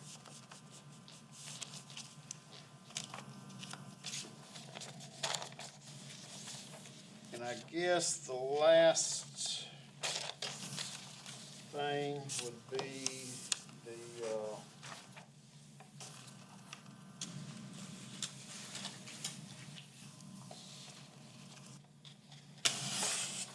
Jeremy, is the roof, it's not actually on the, it should be on there for capital. It's flat. It's actually in the, yeah, I got a sheet by itself, but the capital, I met with Tronda, and the architect, I think the county has on contract about the roof. We've got $900,000 to go toward replacing the roof. We spent about $40,000 last year to do a temporary fix on you've got a shingle roof of the old building, shingle roof of the sheriff's office, and then there's a flat roof in between that the heat and air units are sitting on. It's a membrane. That's what was leaking the worst. And we spent about $40,000, or the county did, to repair that, and it's helped, but we've still got some leaks in the other areas of the building. So we've got to replace our roof. There's an internal gutter system. The water runs down. There's no gutter system on that. There's a gap that runs into that, and there's some internal gutters that go down, and that leaks something awful. So we want to do away with that internal gutter system. But the architect seems to think that we're gonna be looking at about 1.2 million. So he said we needed to ask for $300,000 more to go with that 900,000 that we already have received from the state as a grant to go toward the roof. So I just want to make a note, and with Mr. Jones, before we move on. We had talked in the past about reimbursing the ARPA money spent on sewer, which is, I think, about 1.5 million, maybe 1.7, with bond money, because the confines of the ARPA change. If we can do that, and this be a question for Mr. Root, that will free up some capital for the roof. It's been such a long time frame now that those funds have been committed, and all the ARPA stuff's closed up. I don't know if we can go back now after the bond money was locked up for about a year. That'd be worth looking at. I'll check it out, yeah, okay. Well, we desperately need to get that roof, and I think Jason would agree with me with it. It's been needing it. Yeah. Yes, sir. We kicked that can about as far as we can kick it, so. Any more questions before we move on to the sheriff's budget? The sewer strainer. Yes, We replaced, we Yes. did that last year, right? we did. How much was that? I don't really remember, the previous administrator kinda handled Yeah. all of that, so I don't know if I know. I'm just For wondering, some reason in my mind, I got 300,000, but I don't know. I'm just wondering if we could pay for that with sewer bond money, and then use that capital to pay for the roof. Yeah, I know that the administrator handled paying that. I don't. Cause that was a sewer system That was not a issue. budgeted money. I don't know. Yeah, we may, worst case scenario, we would have to do like a budget amendment, I think, to Yeah. repurpose the funds. I think that's what we can do, so. Just, we'll make a note, and we'll talk with Mr. Root. Well, Or if we do it in the budget, of course, I Yeah. mean, that we're working on. We were hesitant at first, but it does seem to be working now. It is. So. All right, sheriff's budget. You'll notice under salaries and wages, there's not an increase, and that was an oversight. Chief Deputy's not here, but, Chief Davis normally administers this budget for me, helped me with it. But he forgot to put in, we did ask for one new position, and that, internet crimes against children, we have, I'm robbing Peter to pay Paul. I got some narcotics agents working these cases right now, but, the people that are preying on the internet 24 hours a day, 7 days a week, trying to lure children, to abuse them. We've got 2 drug agents working these cases right now, but, we're asking for a full-time position for that. You've got the numbers on that, 87,556, as a new position. And then I'm asking for an upgrade in our PACE unit to, $3,200, $3,204, to upgrade a corporal to a senior corporal. That unit has grown. I'm putting those 2 deputies that we got on the grant for the community police and the homeless in the PACE. So I'm needing an additional supervisor, so I'm asking to upgrade one of my corporals to a senior corporal, and he will be a supervising corporal for that. So that's for the salary aspect of the sheriff's budget.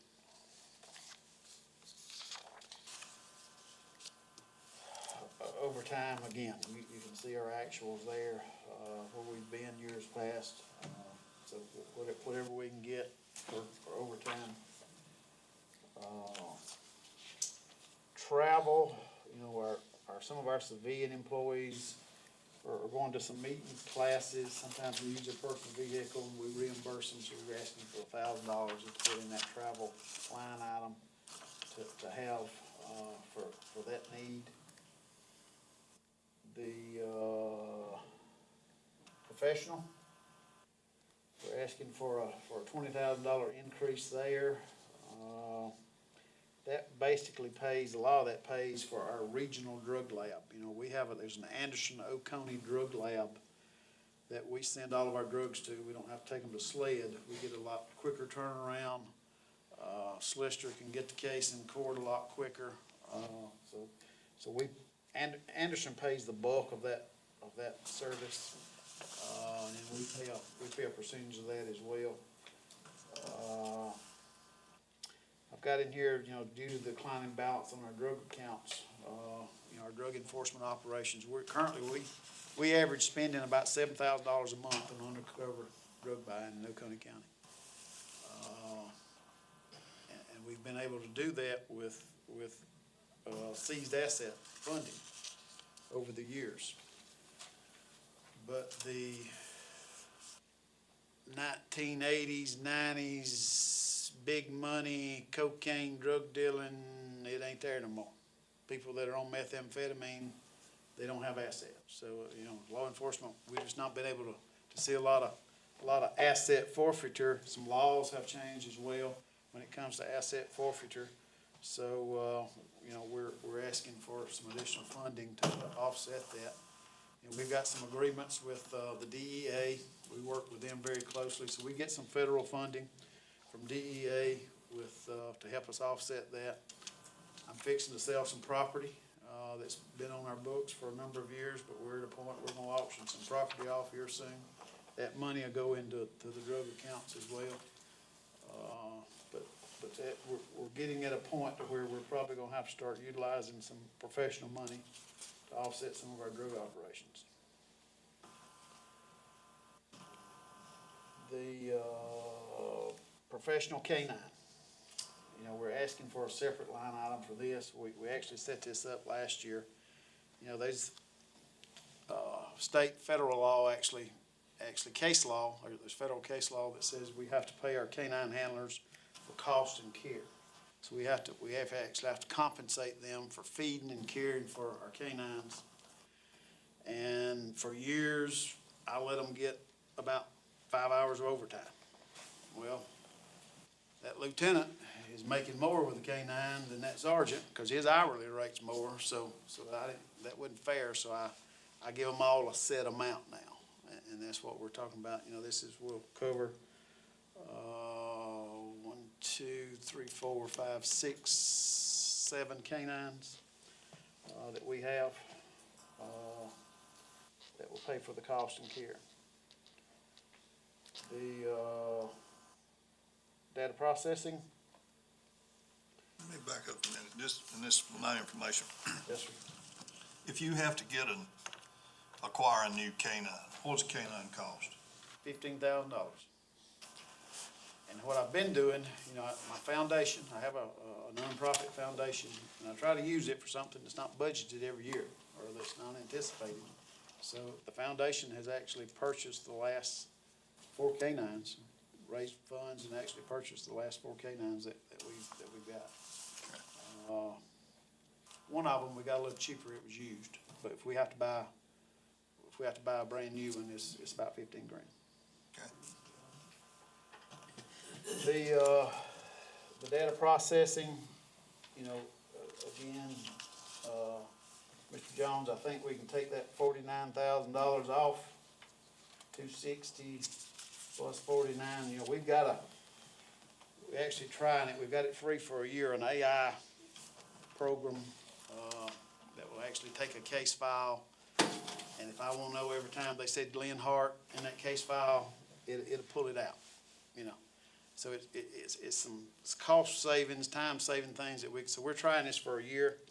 If we like it, it's $49,000. But there's some grant funding that's out there, so we hope to be able to apply for some grant funding for that.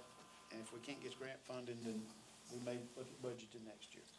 So, Is that something we could partner with Anderson on and maybe get better rates in the same judicial district?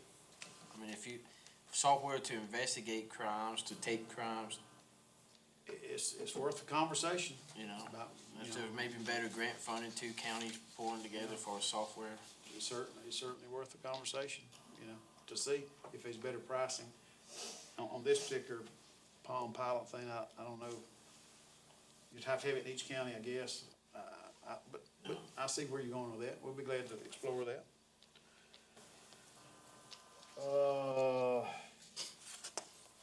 I would also staying with data processing. Year 5, our body camera contract with Axon is gonna be coming up. It's gonna be that's $119,000 that comes out of data processing. We get that money back from the state. Last year, we didn't get fully funded. We only got 97,000 back last year. So we never know from year to year what we're gonna get back from the state. So that's why we always have to ask for that in the budget. And if it's, you know, if we get it back from the state, then obviously we don't spend that money for body cams. So why does it change year to year, what you get back? Because the legislature doesn't appropriate enough money. It's how much money they appropriate to distribute. Is it like a first come, first serve, or does it get distributed per day? They try to come up with a process. There's not enough, they didn't fund it fully for every agency that has, you know, that state law says the state will pay for it. But they didn't fully fund it.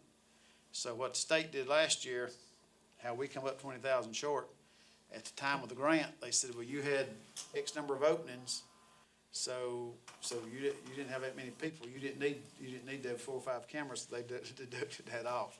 It was just I guess a fair way to apply a process of trying to equally distribute the money that they were funded. So can we capture it somehow, at least a high percentage, or that we know we're gonna get reimbursed? We never know from year to year. I mean, ever since they passed this law, we've gotten funding every year, and some years we've been fully funded. Last year, I think was the first year that we were not fully funded, and it's up to the legislature how much they fund, you know, that body camera program reimbursement. But I think it's safe to say at least 50%. I mean, you should get at least 50% every year. And did we ever get anywhere with a resource officer where they promised a resource officer in every school? We was already doing that. Was we ever get any reimbursement or anything from the state? Not yet. You know, they're still saying once we have fully funded every school that does not have one, then we may consider starting to reimburse those counties that. And I would go after them too and say, hey, cause we need rovers, right? Cause if you have somebody out, that school doesn't have an officer in it. To apply to the state to say, hey, we would like to hire a deputy so we can have one in every school. Because without a rover, I guarantee you any given day, right? I mean, life happens, there's a vacancy. And that was another, you know, it was a balance this year. I mean, I could use another rover SRO now, you know, to have that drug canine in the schools, being able to rove and roam more. And to cover those days when somebody's out with a toothache or a doctor's appointment or a sick child, you know, we have those times, court. Have you asked across the street? We have. When we're talking about that a little bit, you know, they fund, and I've just provided numbers to them for, I think it's 9 or 10, I think it's 10 SROs that they reimburse us for. So I'm not smart enough to figure that out, but y'all fund the school district, and then they reimburse us for 10 of them. So I don't know if there's any capturing funds there exactly that, you see what I'm saying? Because you fund that in our budget, those salaries and fringe in our budget, I think. So we show the ones they pay for. Yep, and I can show you which We ones. show that in our budget too, that we're funding it and we're getting reimbursed from them. I can find out. Yeah, that's a good. Okay. Cause I've seen the position list that has, you know, asterisk, this one's funded by the school district, this one's funded by the school district, but we need to make sure it's captured accurately in our budget, which it may not be. Maybe those salaries are left out of that line item. I don't know. And it may be, but I've wondered about that in years past, Yeah. exactly how that worked, so. Sheriff, does all the schools have, officers in them? They do, every school. 10 Private elementary, schools? private schools do not. They do not. That's what I was asking when I said all schools. And we've explored, you know, if they don't receive, state funding, then I've been told legally we can't use state or taxpayer-funded, SROs at that school. How many private schools do we have? I know of one. Well, we've got the one, on Kiwi School Road Bountyland. CA. And Yeah. then OCA, and then there's actually, in the city of Seneca, at Seneca Baptist, Oconee Academy, that I'm told is really increased. They're up 500-600 students now at that, and It did have one in Salem, and I think it went away. it did. It's no longer there. So I think just the two, to my knowledge. Okay. Medical. Increase of $1,000. We've added 2 canines. Of course, we paid for that. Also, our the drug testing for employees, but vet visits, vaccinations, medications. So we're asking for an increase.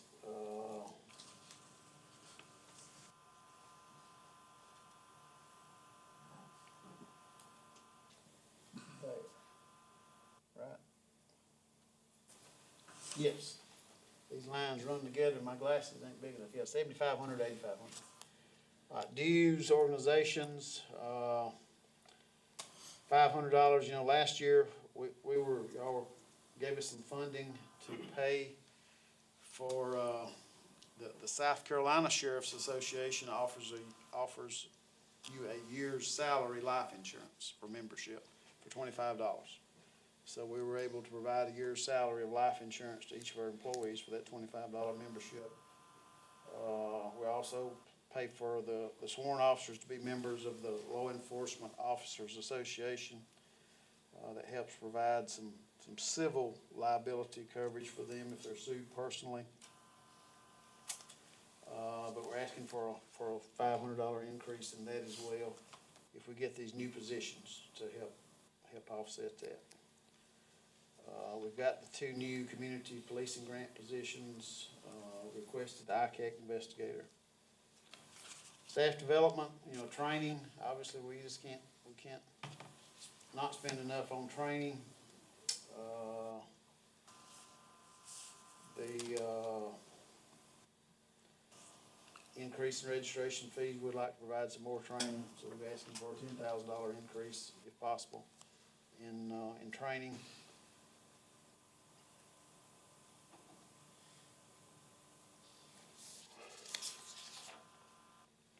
Operational.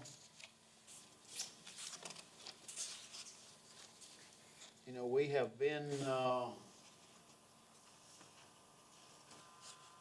we've been paying for the lead, the law enforcement against drugs curriculum that we're teaching in the schools right now.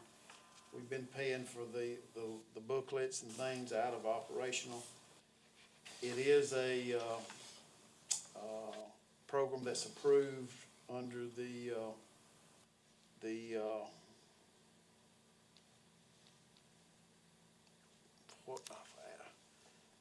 drug asset forfeiture, not the drug asset forfeiture. What's the money we get back where they sued the pharmacies and all that? Yeah. Opioid. The opioid settlement fund. Thank you, Mr. Mice. It's eligible for that, so hopefully going forward, that $5,000, we can offset and get that money out of the opioid settlement fund. We do have started, trying to care for our people. We have a blue whale, what we call it, officer wellness, that we try to, provided a lot of initiatives for that. So this would, if we can get any additional funding to go toward, some incentive items for that, would be greatly appreciated. Postage, increase there, a couple $100.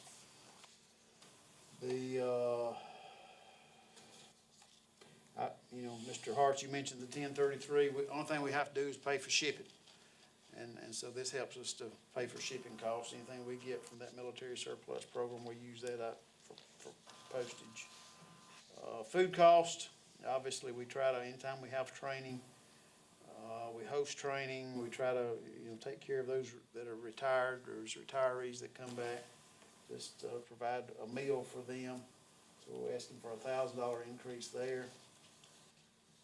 IT replacement, same as others, some older computers that we're needing replaced. Asking for any increase you can give us there. The clothing, uniforms, the same as the other, we're seeing a 4.5% increase. So we're asking for an increase in our clothing line item.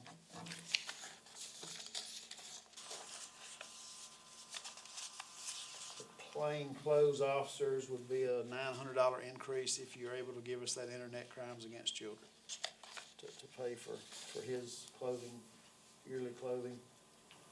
Firing range, ammo's gone up. There was a time when deputies qualified once a year. I make them qualify twice a year with their firearm. We've incorporated some, thanks to you, some LED sights on our weapons now. So not only do they qualify with LED sights, they qualify with iron sights as well. You still have to be able to shoot, with iron sights and qualify. So it's additional qualifications. So we're asking for a $10,000 increase there for the firing range. And then lastly, diesel. The military surplus, the MRAP that we've got is diesel. So we just asking for $500 to be able to designate that for gas for the, That's not but 100 gallons at today's price. nowadays, that's true. We don't drive it a whole lot. Thank goodness we don't have that many call-outs with it, but, I got a question for you on the helicopter maintenance. yes, sir. Do we use the helicopter that much anymore? No, we actually need to rename that. We no longer have a helicopter, Glenn. Really? Okay. We got a drone program, Oh, okay. and, so we use that money.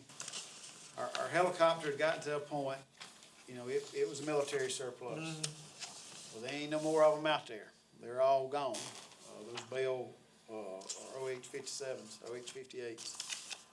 And, so it was getting to where we could no longer get any parts for them. Some of those parts time out on a number of hours. Some of them, obviously, when they break, you have to replace them. But I looked for years for grants to try to get a FLIR, which is an infrared heat sensing device for the helicopter. About $750,000. Never could get a grant for that. And then technology come along and advanced, and we got drones. Now we've got drones that's got heat sensing technology on them. And so we're investing in that and training with that. The last several missing people we've had in the mountains, we have been able to find them with drones with the FLIRs. I'm a phone call away if I need a helicopter. Anderson, Greenville, I can call them. SLED's got a brand new chopper. So it was just more cost efficient to us, I think, long-term to start investing in drones. And so that's where we moved toward. Has Anderson still got that old Huey? As far as I know, they do. Yes, sir. I believe they do. The hangar at the airport now, is it empty? I'm waiting. We still got a part of a machine there that we're waiting on an agency to come get. And then I'm gonna be able to sell some equipment that was bought with drug funds, like the lift and things, so I'll be able to put a little bit of money there.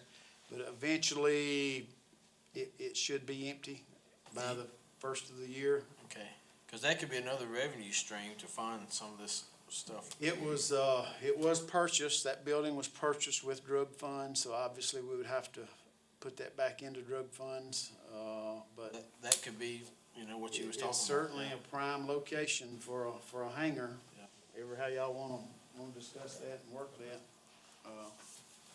so. Does that get us?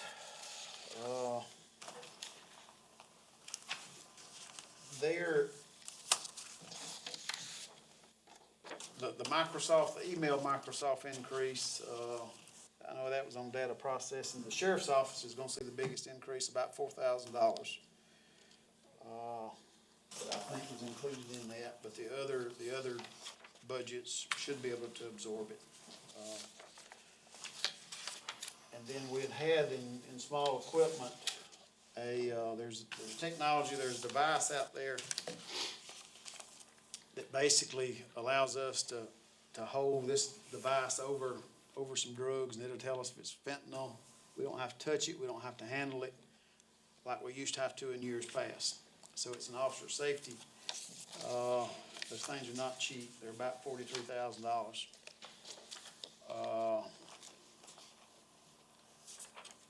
I think the money that was funded for body cameras that we got back this year, there's 43,000 there, unless you wanna save that money, that we could buy that out of this year's budget. But if not, that's part of the increase in next year's budget, is to purchase that item in small equipment, which we feel is greatly needed for officer safety. Is that just one unit? It is, I mean, unfortunately. what you, where are you gonna use it, on 85 or? It would be assigned to the narcotics people, and then if they had a traffic stop, then the deputy would call that person to 85 or wherever they needed, but most likely it would be assigned to narcotics. So it is transportable. It is, it's a small unit, handheld unit, really. I guess the last thing, as far as I want to touch on, Mr. Chairman, is ballistic windshields. Y'all graciously funded that after Lucas got shot, and we did about 60-plus vehicles that first year. We picked those that are most vulnerable that would be needing those. If you remember, we did the windshield, driver's door panel, driver's side glass. Over the past year, we've had some motors to go out.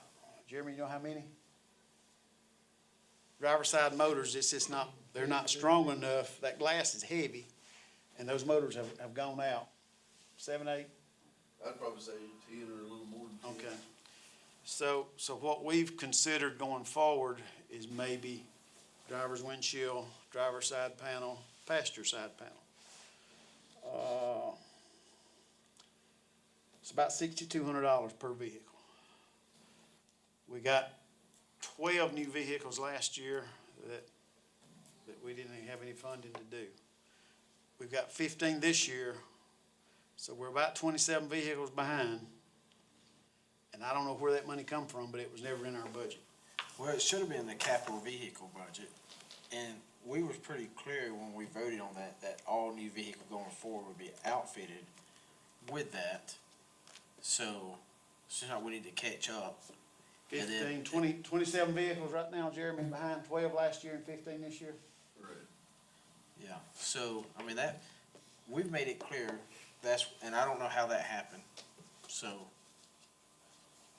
I just want to mention We're that. told I know we'll look at the capital vehicle fund Yeah. and make that work and see if we can get.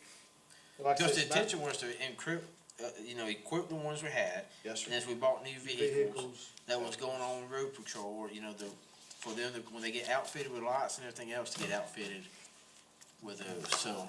That was my That's understanding. honestly very highly disappointing that was not done. We actually asked in a council meeting, will these be outfitted? And it was told to us it would be.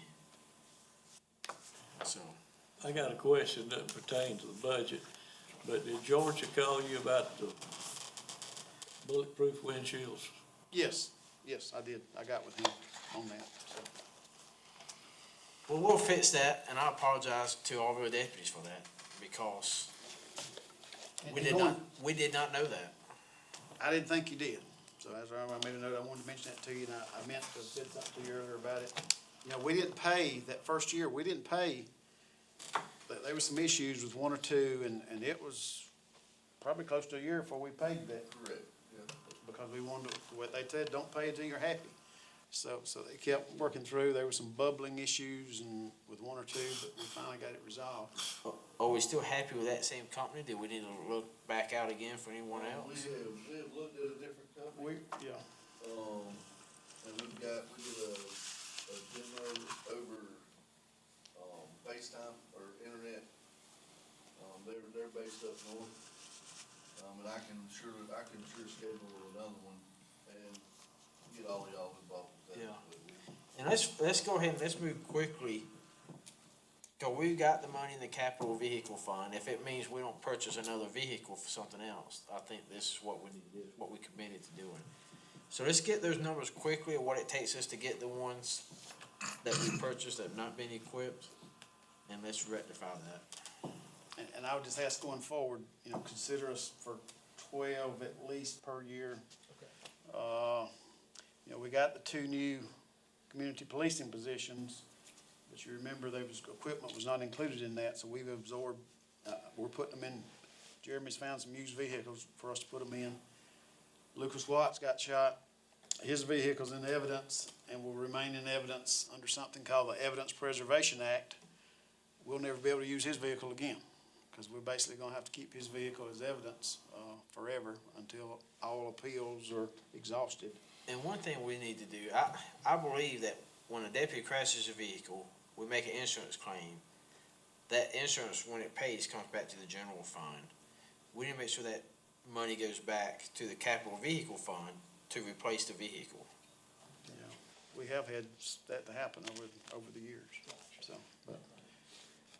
But yeah, so we've had to find another, again, a used vehicle because we've went ahead and replaced, since Lucas retired, we've went ahead and replaced his position, so.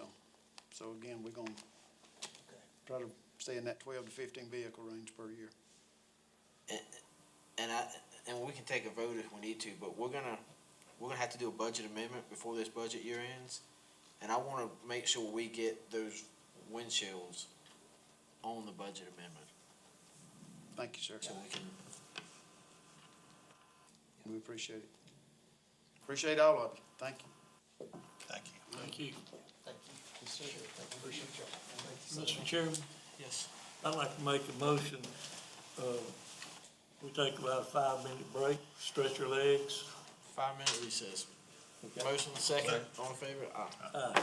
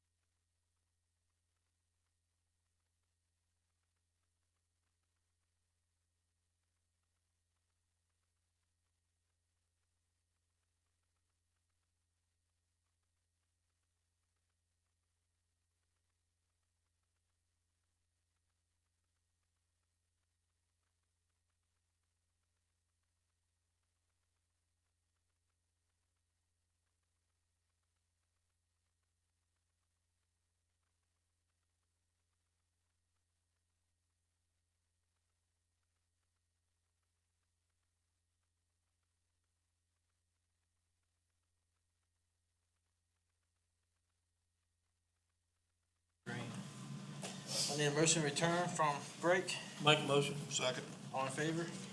Aye. Next we have Joe Singleton. We missing one, Mr. Elliott, did he leave? He did. He had a He got commitment. tired of listening to the sheriff is what it was. I know, I told the sheriff just a moment ago, I don't even need to come up here, he done asked for all the money. Mr. Chairman, Council, appreciate you giving us the opportunity, Mr. Jones. Thank you for arranging this to allow the elected officials and department heads to come and speak to council about their budgets. During my time here in probate, this is the first opportunity I've had to do that. If I can, I just wanted to go over just a couple of things of what we've done and then a minor issue with our budget that I have this year. First of all, last year, this was a report that I gave to council. I realized there was one mistake. Our estate cases, we have done, I believe, an outstanding job on that. We have closed 43.4% more cases than we received last year. That has been a significant increase in properly closing our cases. As far as court hearings, we had over 192 scheduled. In the courtroom, mental health cases, we had over 551 mental health cases filed with the court this past year. That means at any given time throughout the year, we may have 500 or more patients under jurisdiction of our court. Orders in here for mental health, we had 119 orders and hearings issued. Marriage license had a significant increase of 571. Marriage ceremonies, those continued to increase at 185. One thing I started tracking when I came into probate is the assets of inventory. I have myself and 5 others on staff, and one of those is a staff mark position. But the inventory is not the actual cash or assets that comes through our office, but it's what we're responsible for, making sure that proper heirs and devatees receive what's entitled to them. We had over 67 million in assets. That's for 6 individuals to keep up with. That comes through inventories, and at the end of the probate process, through the estate process, that we ensure that the individuals gets the assets, whether it's property, liquid assets, personal property, real property, and things of that sort. So to me, that's a huge number for us to track, and I think that's a significant number to use for budgeting purposes. The 3 priorities that I have in our court is that, number one, that something has to be done with the space allocated for our courtroom. It is an extreme safety issue. There is no exit for a judge to leave. I have myself and 2 other judges that are females. You're in a size of it's an oversized cracker box, basically. It looks like a jail cell. There's no windows. There's one door, one way in, one way out. The riser where the judge sits, there's no exit. Again, I talked about we had over 551 mental health cases, and at any given time, we got over 500 mental health patients under our jurisdiction. Those come through that small courtroom, all right? Lack of security that we have, things of that sort, that is my biggest safety issue. I feel like that I'm probably okay if somebody comes at me, but if I've got a female judge in there, they have no protection, got no way out. I have worked with the sheriff that when we have a mental health case, that they send a deputy, at least 1, maybe 2, that they'll send for mental health cases. Or if we have a case, we've had some contentious cases, estate cases, that if I believe that we're gonna have an issue, I'll call the sheriff's office and they'll send a deputy. But a lot of times we've had the unknown that we've had to deal with. But anyway, I wished I'd taken the measurements. The measurements is probably 12 by 17 is about the size of our courtroom. Is beyond the safety. It's a complete embarrassment, to be honest with you. Every court in this county has a sufficient courtroom except the probate court. That's been like that for years. The yearly safety issues of the safety that the sheriff's office does, that's, to my knowledge, my understanding, that's always been one of their priorities was our courtroom. All right, but nothing never gets done with it. I really would like for council to take a serious look at it. And I would like to challenge you at some point in time when you go into executive session, go in there and use our courtroom with 5 people and see how comfortable you are. And imagine you got 5 or 6 people, litigants in there that's in disagreement. You got them too close together, you can't separate them. You got a mental health patient that's shoulder to shoulder with an attorney that's court appointed. And if they don't like what's happened, who are they gonna go out first? The attorney that they think did not do their job or didn't do what they wanted them to do? Or the judge or the petitioner, the parent that come and filed a petition on their adult child to try to get them help? Those are some of the issues that we have. You guys know of the Cracker Jack that you have that shows up in here quite often. A lot of that started from probate. And obviously, the big issue that I have, making the right decision at particular times is not always the popular decision. I've done what I needed to do. I've had threats from that, got threats from all over the country on it, things of that sort. The security, it needs to be improved. The Chief Justice recently just sent out a memo to all county administrators, sheriffs, and the courts in regards to county administrators concerning the courtroom security and adequate space. Again, for our court, that needs to be a top priority. Our second one, we have a staff mark position that's it's been a part-time position since 2017. Prior to that, that was a county full-time position. I spoke with 2 of you about that a couple of years ago.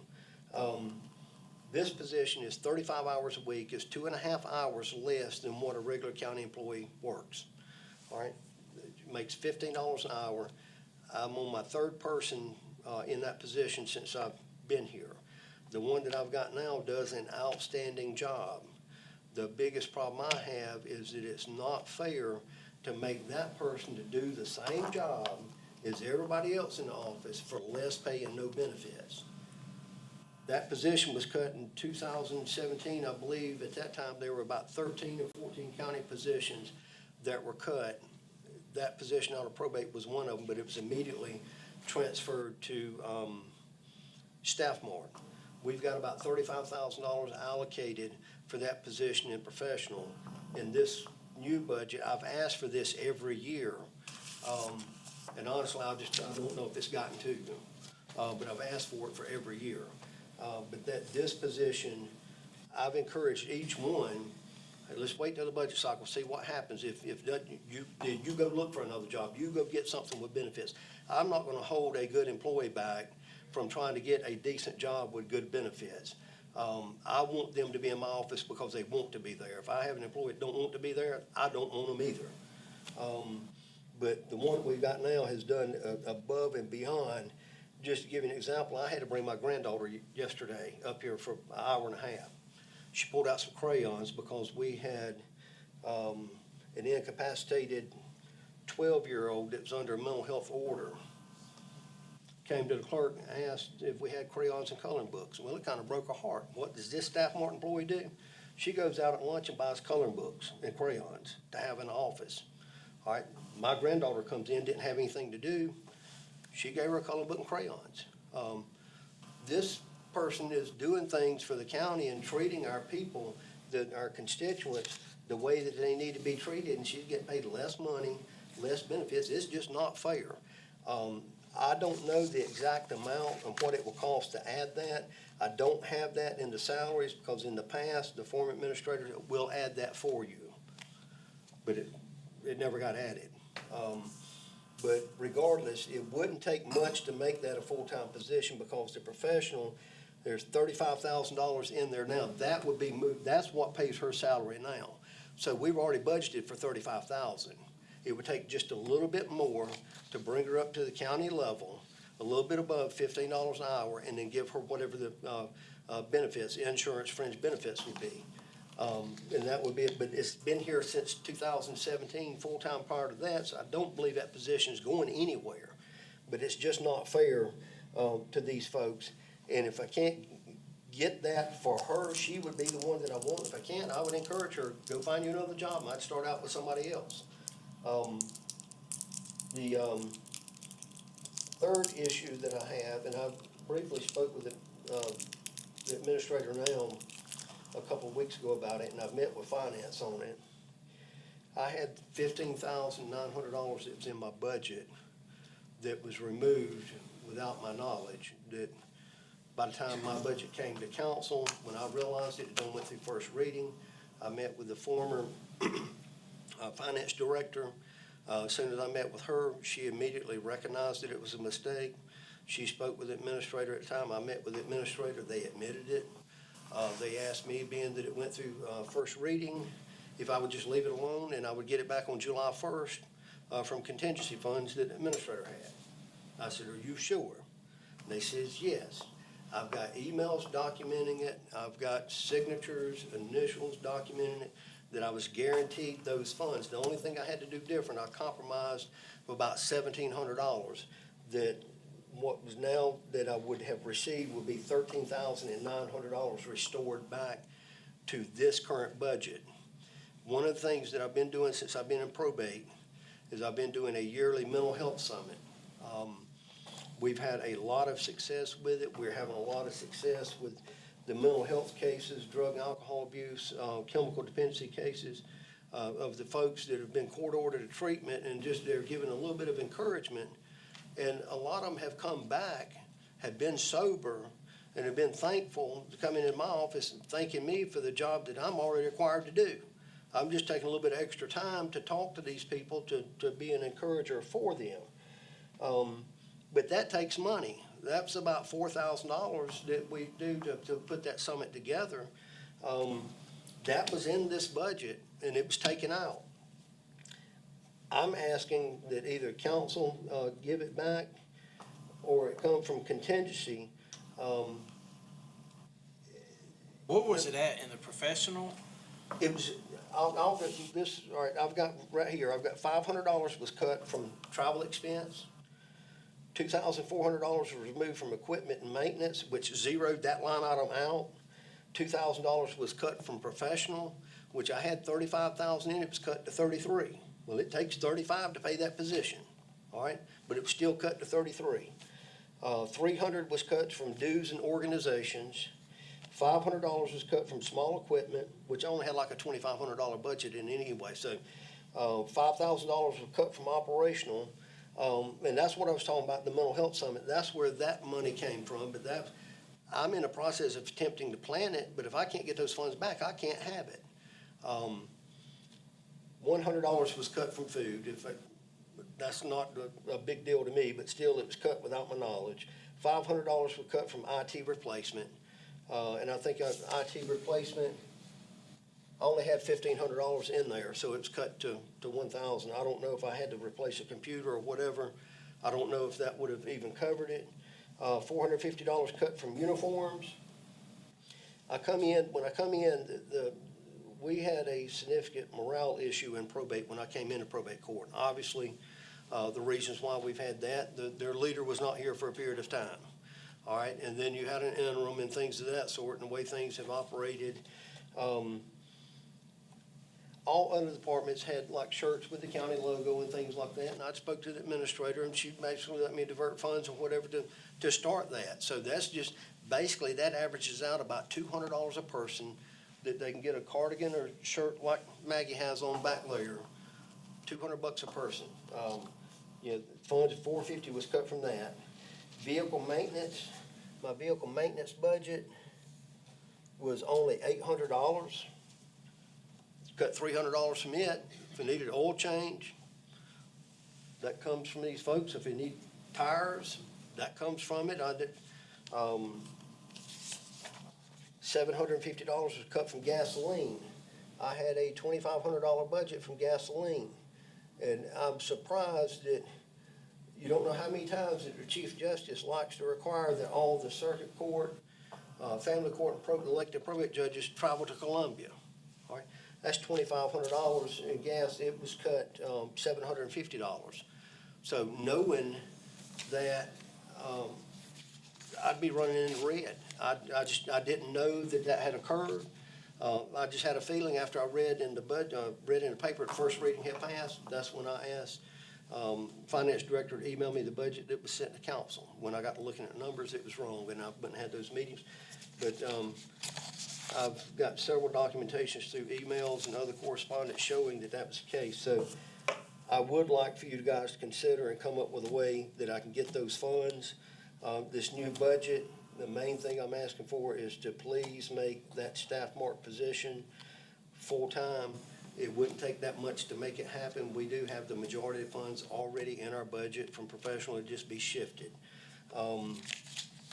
With that, I will, see if I've got anything else in my notes. I was gonna ask, I kind of went ahead and went into that, not to compare this year's budget to the current budget that I requested, because it would look like a significant increase, because $15,000 was, $15,900 was taken out. We started last year, and the reason it got taken out, we started a scanning project. Every document that we've got in probate court is a historical document, meaning that retention records, we can't go destroy estate files. We have to keep them from now on. We cannot destroy them. They're time-stamped, they're clocked. We've still got the first marriage license that was ever issued in 1911, when the law was required that marriage licenses were required in South Carolina. We have to keep those documents. We have no fire protection. We were only scanned back to 2017. Several years prior to me coming here, there was supposed to be a scanning project where it was going to take us back to what year? Was it 1983? That it was going to take us back to 1983. That never happened, all right? We've got this company that I was confused about it, because they gave us a quote to have us scan back to 1983, or they gave us a quote to do it over a 4-year period. We chose the 4-year period to come out to about $15,500 each year. If you look in the budget, this year's budget and the proposed budget, this year's budget has a separate professional, has 1 of 4. The proposed budget has 2 of 4. That scanning, if we had a fire, water damage, or whatever, our files are not protected. The software system we have now is on the cloud. Once they're scanned, that would be protected. And again, they're historical documents. But that $15,500, they put that in there, and they knew good and well that that was not a replacement. If I knew that I was gonna have to give up $15,900 for a scanning project, I'd say the heck with it. That's gonna be somebody else's problem down the road, because I couldn't afford to give up that in my budget. All right, that would've been stupid for me to do that. So, but I was never told why it happened or how it happened. I was just told that it was a mistake and they were gonna correct it. And then here we are, that never happened.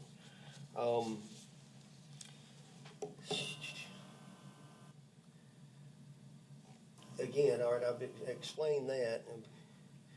And again, I've talked about the mental health summit. I've got 2 options. Either I can run a balanced budget and hopefully get these funds back, or I can run in the red, because I can't stop operations. We still have to go throughout the end of the fiscal year.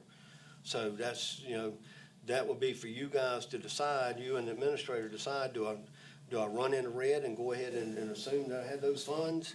I mean, I could tighten our belt probably, but I shouldn't have to, because I know this is what we prepared for, and this is what I was promised, what I was guaranteed.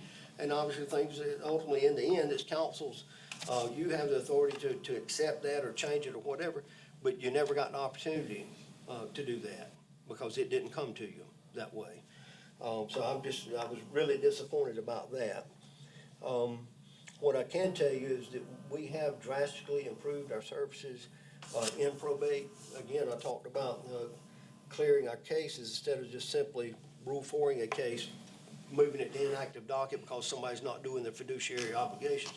We're ruling those individuals in and politely making them do the work. If they don't, then we can remove them and appoint somebody else. So in the end, when we close the case, it's closed, it's done. We don't have to come back and address it again. So, and it takes a good staff to be able to do that. I've got 2 more points and then I'll be finished. One thing that was kind of a sore spot, and at the end it's kind of personal, but we were all required, I believe it's called the Evergreen Study, the pay scale study that done almost about 2 years ago. I was sent the information, I was required to participate in it. I'd done it, I filled out all the information. I was notified by finance that I was moved up a pay scale. and this is what my new pay would be, and it was gonna be a significant pay increase. All right, and then in the end, I didn't receive it, and I required about it, and the prior administrator told me, well, you weren't entitled to it. And I said, what do you mean? I said, I've done the work, I put everything in. She said, well, state law dictates what your salary is, and I said, you're correct, and I said, that same statute also says that if the county chooses to pay more, that they can do that. But this law, that law was put in effect about 30 years ago. It's never been revised or changed. So your starting level today, it wasn't the same starting level 30 years ago by the time you have the pay increases over a period of 30 years.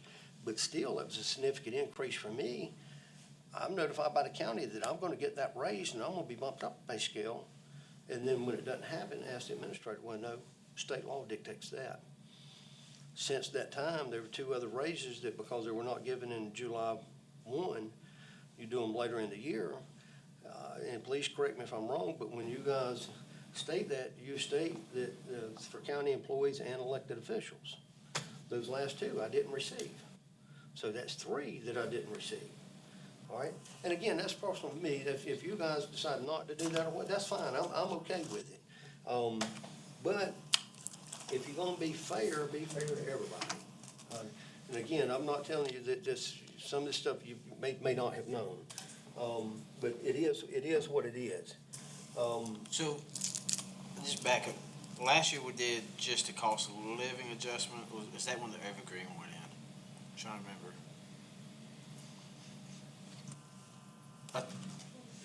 22, so last year we did a cost of living, and I remember that was for all county staff and elected officials, but you did not get that cost of living. No.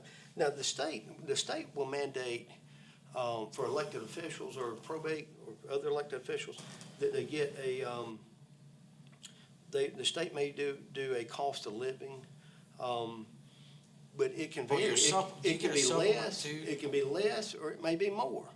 Do you get a supplement from the state as well? I do. I do. I remember the last cost of living we was I think explicit. every one that you guys done, Yeah, we was that explicit you've in done it that. as well as elected officials.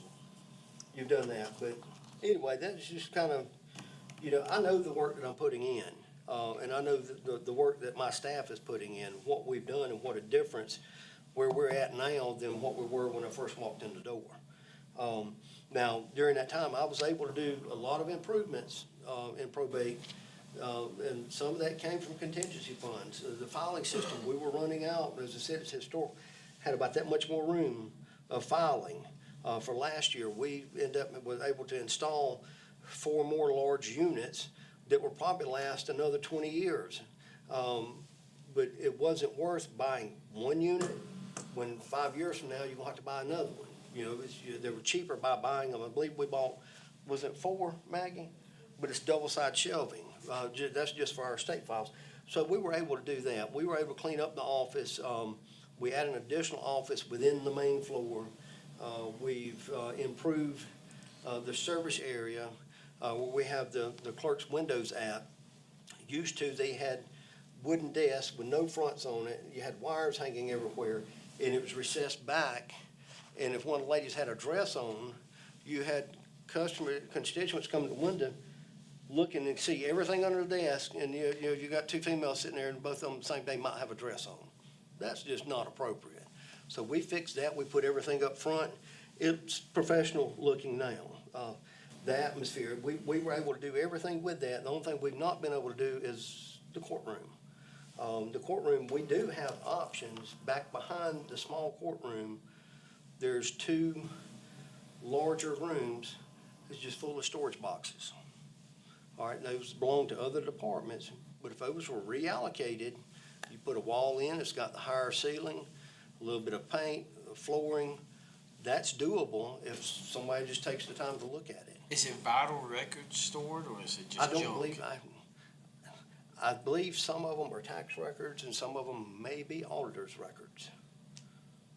But I know some of them are old records. And that's one of the studies, the sheriff's office done last year. Ken Washington came in, we went and looked at those. And he was like, yeah, this would be perfect. But you've got a lot of the wiring, that goes to the county building on that one side, on the outside of them, the thing you do is just recess it, put in like a 5-foot wall, a Fox wall there, with a door to be able to enter it if you need to get to the electrical. But that would solve our problem. The office space, we have plenty of office space. Our lobby is a little small. Our courtroom's probably even smaller than the lobby. But say like, we have, on average, we may have 5 to 6 litigants and attorneys at most every hearing, but we've had some where we've had 40 people. There's been times I'd have to coordinate with Jennifer to say, hey, is council chambers available? Yes, it is. There've been a time or two that it's not been available. There've been some times that, your chambers have not been available. I've even called the courthouse before, there's been times that all the courtrooms were not available. You got a small courtroom at the jail, we go over there and do our mental health hearings there when that patient is in the hospital. I'm not asking for a huge extravagant courtroom, I just need something adequate. Until something can be retrofitted, can we do scheduling and have court in this room? Well, the only problem is, you could, but when you got a judge issuing an order telling somebody, directing you to do something, and you're like a stepchild and getting bounced around from place to place, and then looking in our courtroom there, I mean, it's just. It's a shoebox. It's unappealing, it's unattractive. And when you're sitting there with a robe and you're making an order, do the people think, do they really believe what this judge is saying? I mean, look at this place, it doesn't look nothing, go look at your magistrate's courts, courtrooms you got there, what you built for them. All right, this is a higher court of jurisdiction, all right? Every other court in the county has a proper courtroom. Every court should have their own courtroom. If those were reallocated, if it's placed in a storage building or wherever, and I'm not speaking about other departments saying, hey, you need to get your stuff, get it going or whatever, but that's just, it's wasted space when it could be used. We get attorneys, you try to get them to meet with their litigants, they're sprawled out all over the place. The small courtroom we have, that could be a small conference room. Mr. Singleton, Sir? I can help you. Mr. Mize and I went down to see the sheriff's department, and they had a big area there that they had the desk and everything. They had all this area over here that he said, anything y'all have that you want to store, you can use this area. You remember that? And I mean, he had a whole wall there that you could, Right. you could probably get some of the inmates to come down and help store that and get you an extra 2 rooms there. Right. Well, and that's, like I said, that's just something that, in every year that I've spoke about it, that has been something that has apparently been talked about for years. But now it's time to quit talking about it. If somebody gets injured in there, and now I'm in public talking about, we've got an unsafe courtroom, somebody gets injured, it might barely be handicap accessible if you got one wheelchair in there or one person with a walker, but you put a person with a wheelchair and a walker in there, when we deal with guardian conservatorships, and a lot of those are older people that have dementia and things of that sort. They used to have the witness chair up on the podium, and there's a handrail there, and there's a step down. They stumble and fail. The only link they've got is their head hitting the corner of a table. All right, that's all. You're one fall away from a lawsuit in there, because anywhere you fall, you're gonna hit something because it's so small. So that's where we're at. I mean, I don't, whether or not you can maybe put a committee together and let's have a meeting and discuss it, and just let me show you these rooms, just to see the options. I mean, I know that's something that we discussed some time ago, but I brought it up every year through the budget process, but never really had the opportunity to come and speak to you folks. Judge Singleton, let's, you and I get together on this, and we can get with building maintenance and, look at those options, renovation. And there was something about potentially moving to a different building at one point, I know in the background, but. The background, they did talk about potentially moving probate over to the old Brown building. I went over there and looked at it, and they talked about gutting it, doing all. Amanda told me at the time that there was about $700,000 and some contingency fund or something that could go towards that. The only issue that I had with that is you got the restaurant there. We do have a lot of elderly people that come in. Somebody get their killing trying to get across the parking lot. And I think the intent was to try to move us out over there and to move voter registration over here where they'd have room to store their boxes. But there again, you got voter registration. I wasn't too keen on the idea after we've ended up remodeled, done what we done in here. And that was at minimal cost, and if county employees done that. But to go over there, the parking's not great here, but parking over there is much worse. You've got the restaurant there. There was discussion about putting in a side road back there, but that's county property that's owned, and trying to divert the traffic from the restaurant. But elderly people coming in, the park, I think that's would be a bigger issue and much, much more costly to do that. But you've got voter registration. You've got people pop up maybe a couple times a day to register to vote. The only time you have a crowd is about 2 weeks every other year when you got early voting. So, you know. Is the courthouse full? Like, is there any space in the courthouse? Would you agree that the courthouse is full? Everything up there, it seems like every office is like L-shaped, and you've got. Our office is full. I can't speak for upstairs in the back where the judges are.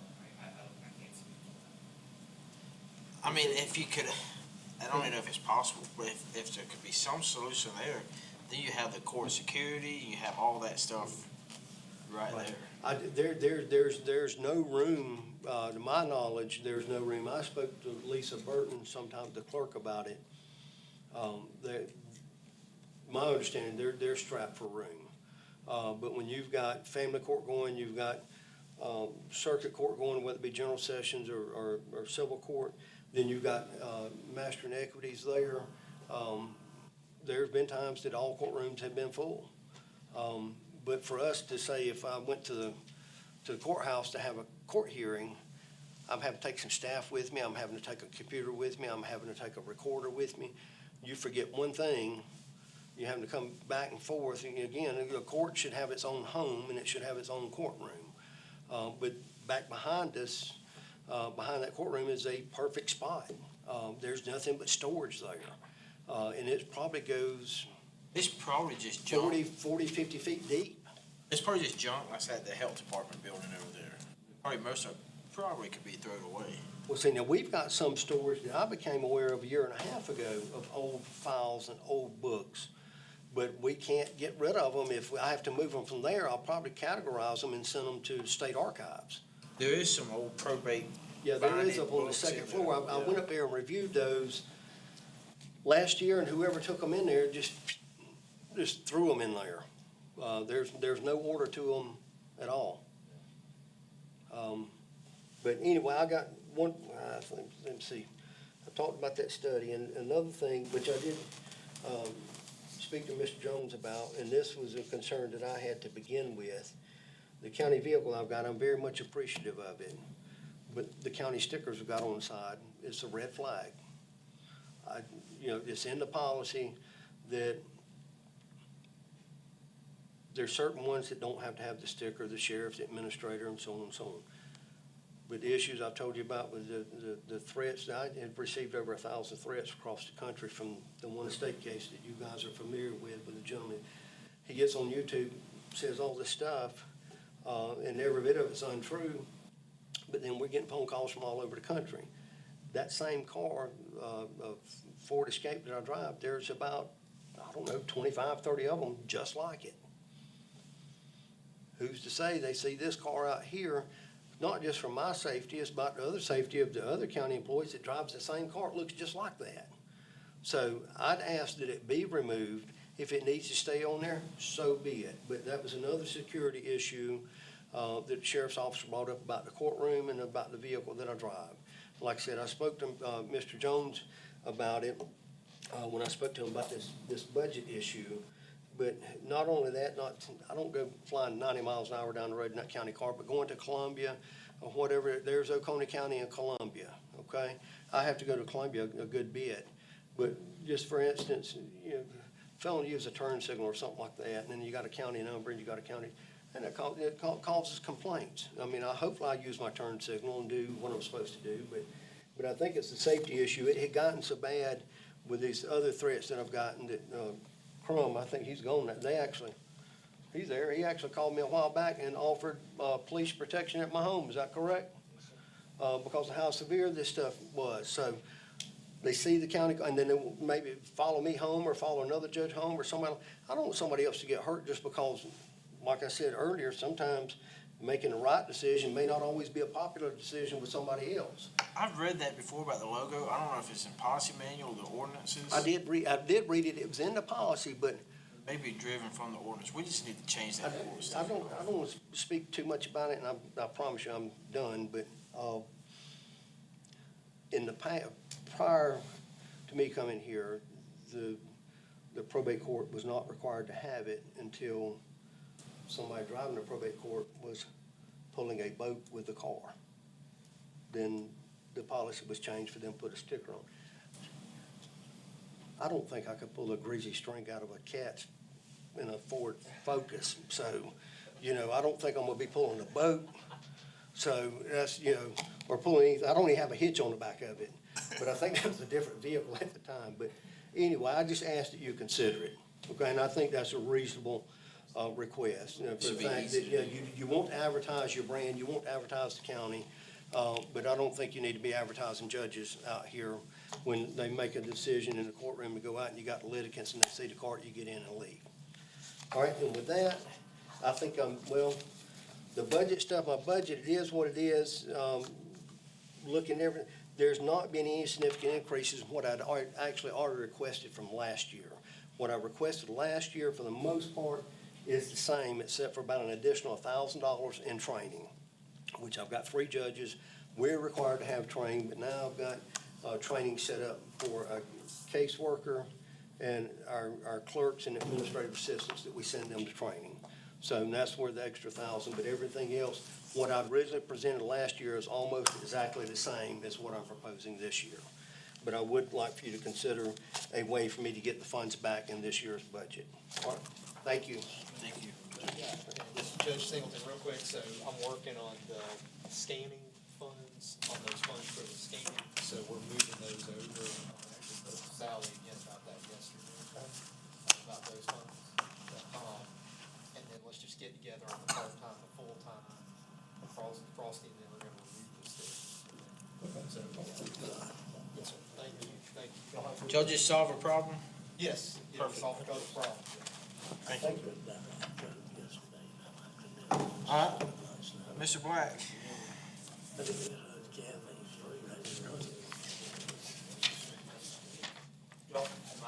Yes, sir. The sheriff said he wanted to go before you so he could get all the money, but his does no good if you can't take care of it on the back end. That is true. Did y'all have my PowerPoint? Did you get my PowerPoint?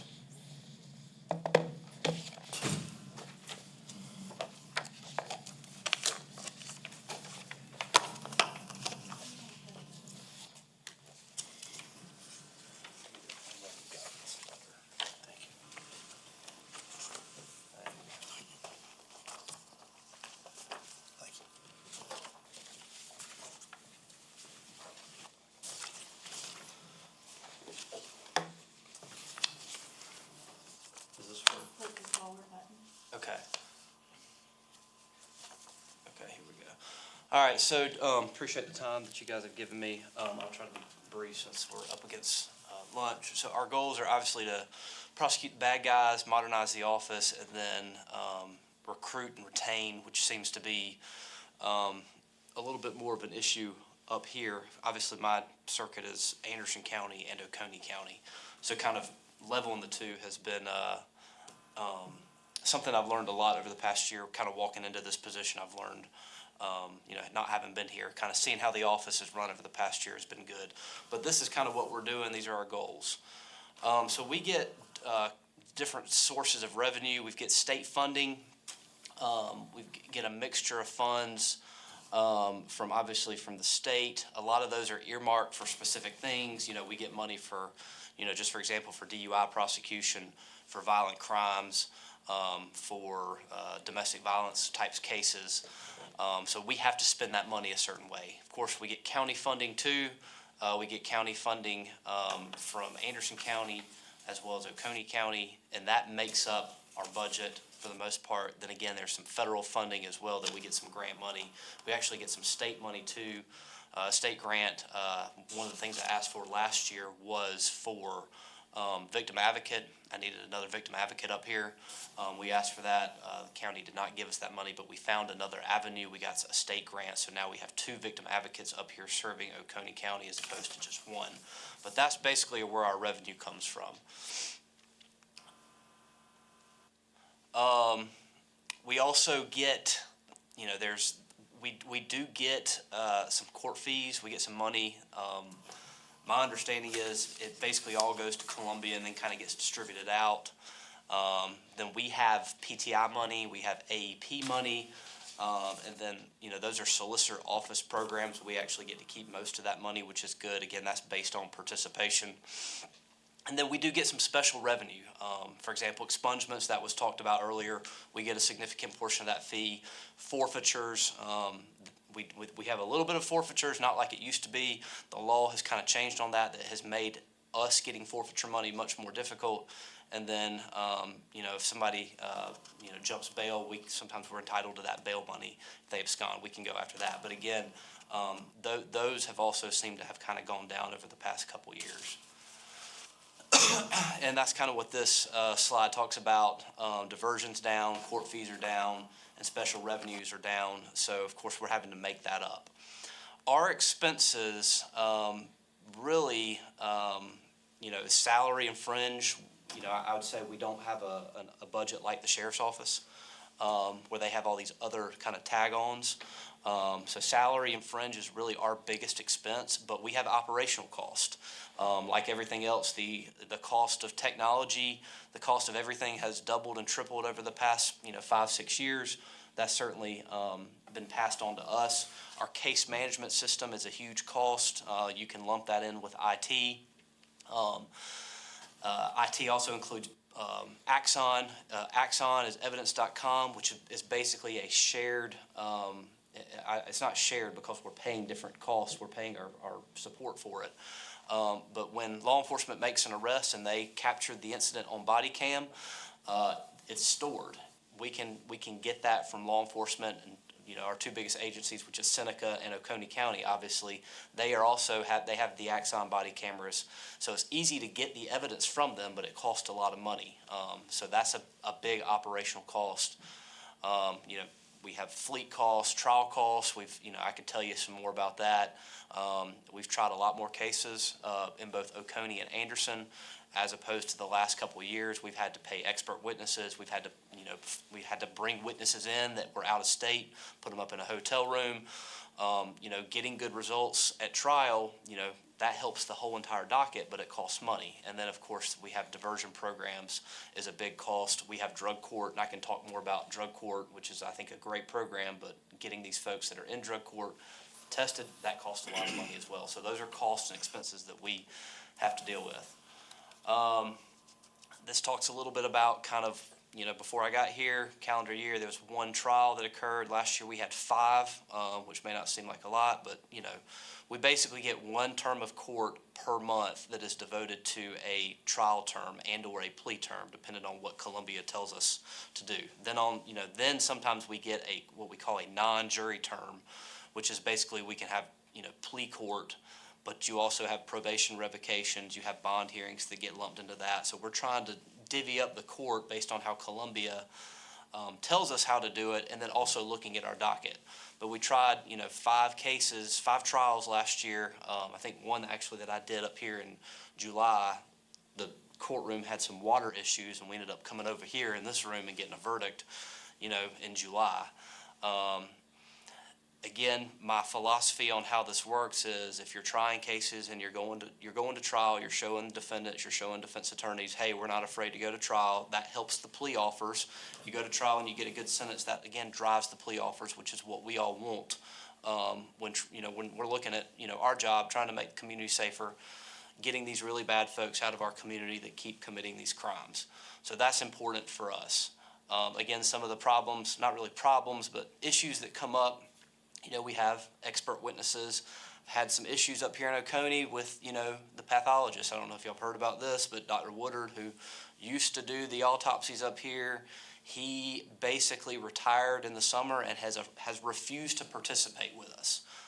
He even assaulted one of my investigators that went out to try to serve him a subpoena, not that long ago. So you've got this guy, this pathologist that is refusing to participate to come in and testify about the autopsy that he's performed. We have to pay another expert to come in and testify as to what's going on.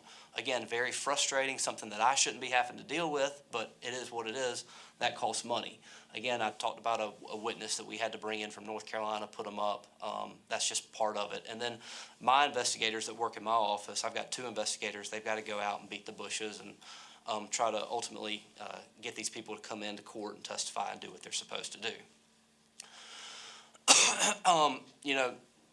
It is, I think TV obviously kind of murkies the water in terms of what we do. They solve a crime, they prosecute them in an hour and it's all kind of neat and done.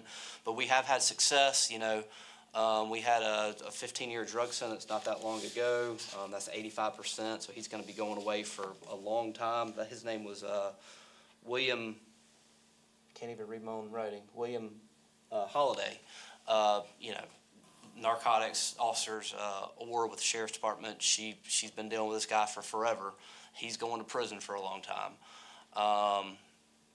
This was another case. These are all headlines. Pleading to 2024 murder. That was, I believe that was Jacquez Anderson Savage, 45 years. He pled on the morning of trial for a homicide at the Seneca Gardens apartment. Wanda Harvey. She got a 20-year sentence for brutally stabbing an individual as they were riding down the road in the Oakway community. She got a 20-year sentence. David Delgado, I was about to try him in September. He pled the morning of his trial. He got a 40-year sentence for a brutal domestic homicide from back in 2023. So we have been very successful, I would say, this year in moving forward. Part of what I envisioned coming into this office is modernizing the office. One of our big costs is our case management system. We have this case management system called Carpel. Carpel basically houses the case files. And as 2026, we have, body cams and digital evidence, pictures, all that's got to be stored somewhere. They used to, put them in a file and people be toting these files around. Now we have a web-based system, Carpel, which is expensive, but it does so much for us. Starting August the 1st, we went paperless. I got us, out of this file system. I actually talked to a buddy of mine who's the solicitor down the 4th Circuit. He is trying to go paperless. He told me, we had a conversation last week. He told me that he found out some people in his office, I believe in Chester County, ordered a bunch of new files, and it cost them $14,000. We're not doing that. Sure, technology is increasing, cost of it's increasing, but we're trying to save money by getting rid of this because I think that's important. Our case management system allows us to do that, and again, this is 2026. So we're trying to modernize the office. Again, I already kind of hit some of these points. Our software is one of our biggest costs, our case management system. They had it. That system has been in place in the office, but they weren't utilizing it like it probably could be utilized. The circuit that I came from, we had been completely paperless for about 7 or 8 years. So we have kind of revamped how we do things, not only up here in Oconee, but also in Anderson County as well, to really take advantage of something that we're already paying for. But again, cost goes up. Recruitment and retention. So again, attorney salaries are on the rise. I've talked kind of with you guys a little bit about this, kind of in some offhand conversations. And, we basically start our brand new baby solicitors out, I'll call them that, at $71,500. When I started probably 13 years ago, I think I was making $40,000 a year. So that's basically doubled. Again, but we're competing, 13th Circuit's Greenville County, which covers Greenville and Pickens. They're starting their people off, I believe, last year at 77. I think it's closer to 80 now. That's just what we're up against. You know, it is what it is. So we have to, that is something that we have to deal with in this office. And then again, the fringe costs are increasing. Y'all are dealing with the insurance. Y'all know that. So again, and again, law enforcement, their salaries are on the rise too. So, you know, trying to, you know, Judge Singleton was talking about fairness. You know, I'll just kind of echo that a little bit and just say, as you're increasing law enforcement who's out there beating the bushes, we're in the courtroom handling their cases. So that's something that I would, you know, ask you guys to consider.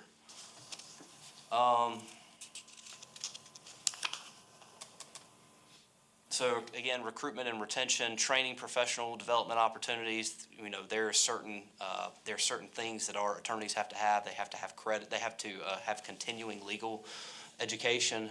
We pay for that. Learning how to do new things. You know, if you talked about, you know, I'm just giving the example of cell phone dumps and, you know, data from a cell phone and how it relates and tracks people. You know, that's a relatively new technology in our field. And taking it to court and prosecuting people using that kind of technology. So training folks how to use that, that is important, and that's something that we've got to teach our folks how to do. And there we go.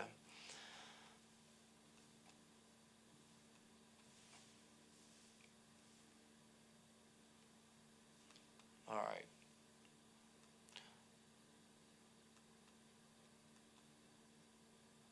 So this is, my letter kind of addresses this, but these are really the goals. I know last year there was a cost of living increase. We're asking for, I think it was a tick under 3% last year, but that's generally kind of what's been going on. So we're asking for that cost of living adjustment. We are asking for county funding for all Oconee County employees. As you see from the letter, and it kind of breaks it down in a little bit more detail. Oconee, the county essentially funds just the staff. There's no operational cost that the county funds. It's just salaries for Oconee. There are, and I say that with a kind of a big but, there are two positions that are not funded by Oconee, and that is a slot for a brand new prosecutor as well as an investigator. And as of 3 weeks ago, I've got a brand new prosecutor, Mr. Frill. You'll see his, he's a brand new prosecutor that just started with us. And then Ms. Sanders, who is a investigator. They are not funded by Oconee. It's basically reimbursed from Anderson County. So I'm asking the county council to completely fund those two positions so that my entire office is funded by the county. That number comes roughly to $202,852 if you include salary and fringe. So that is one thing that I'm asking for. So how's that been working? I mean, why and how has Anderson County been? Well, again, it's my sources of revenue. So I've got Anderson revenue, and Anderson doesn't necessarily cover all of Anderson, but I've got state money too. But that state money is earmarked for certain things. So part of the, if you combine all of those sources, that money is basically coming either from Anderson County, combination of Anderson County, the money coming from the state to fund those two positions. So basically, a check gets sent over here to cover their positions. And then I guess the next portion of it that I'm asking for, again, the letter kind of details this, is salary for, basically my staff, for paralegals that do a good portion of the work, for investigators who are, out there beating the bushes. They're kind of the liaison between officers within the sheriff's department, city of Seneca, Walhalla, all these other municipalities that we have, to make sure that we have a complete file and doing follow-up things that need to get done, as well as going out and serving subpoenas and make sure witnesses are available for court. There is a pretty big disparity in the pay. And again, I'm in a unique position because I'm the solicitor over the 10th Circuit, which encompasses Oconee County and Anderson County. I guess I'm probably the only person y'all deal with that has this over two counties. in that sense. And I have a pretty big disparity in pay, and again, those numbers, I'm not gonna go through each of those numbers, but you can look at the numbers yourself and kind of see how vastly different they are. I know that y'all had a study that was done, again, before I got here, before Mr. Jones got here. You know, you can look around pretty easily, and, you know, you don't really need a study to tell you kind of where things are. You can look at Anderson, which is a neighboring county. You can look at Pickens County, which has been referenced already, to kind of see where things are.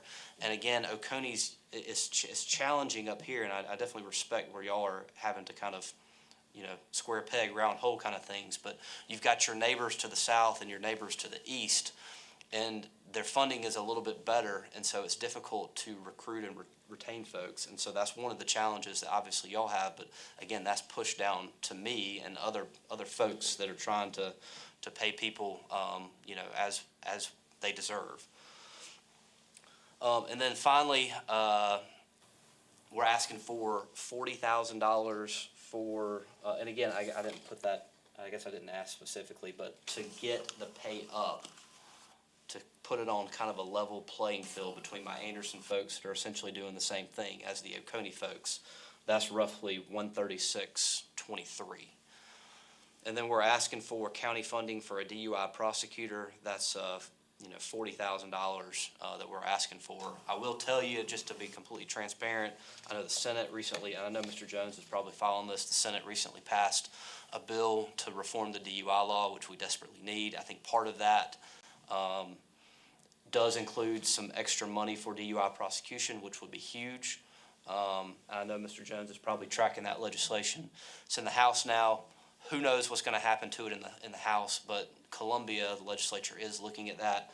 But that is obviously, that is a huge need. And so that's what we're asking for. I know we're up against lunch, and I think that's the end of the slideshow. Yeah, that's it. Y'all have any questions? One question, it's kind of a wild card, and I know it's something we couldn't do this year, but looking down the road, is there a way to work with the state to maybe once a quarter, once every half of the year, to get an extra week of court, so you can process through folks quicker and force more convictions and more pleas?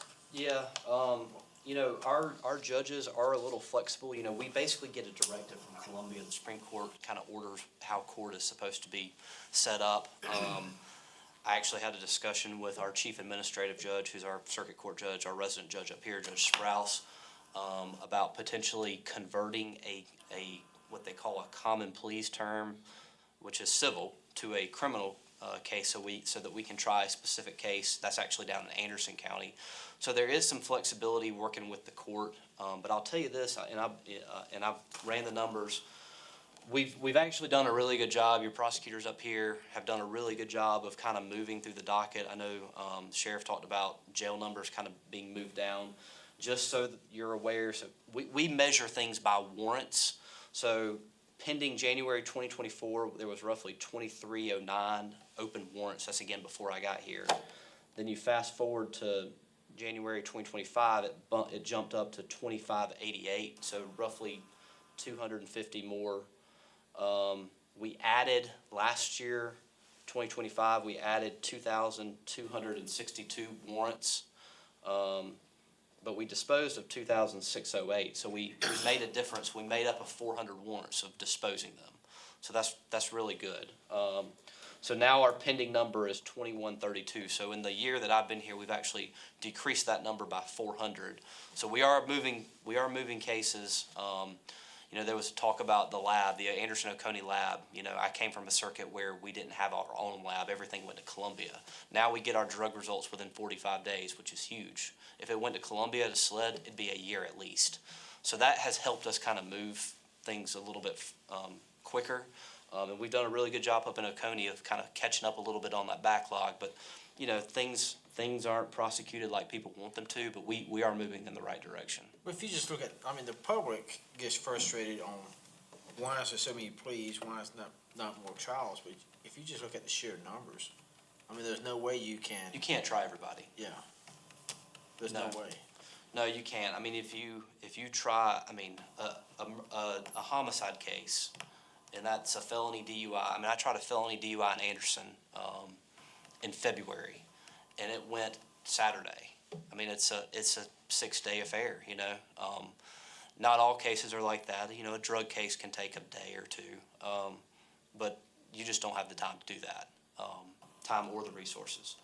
But if you pick the ones that you need to try, the ones where there's issues, you get good results. That helps the plea offers, and that's my philosophy.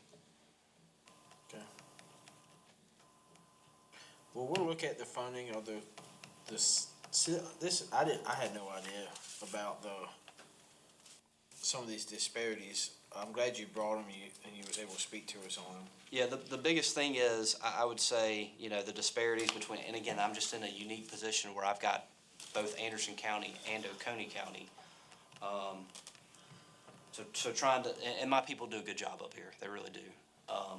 So we're asking you guys to look at that, and then again, funding those two other positions that is, you know, that they are solely Oconee, they work solely in Oconee, they don't bounce back and forth to Anderson, they are Oconee employees.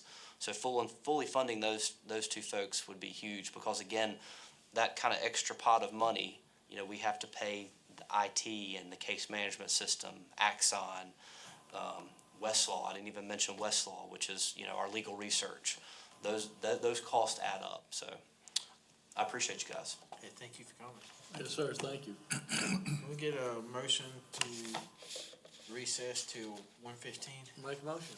Second. All in favor? Aye.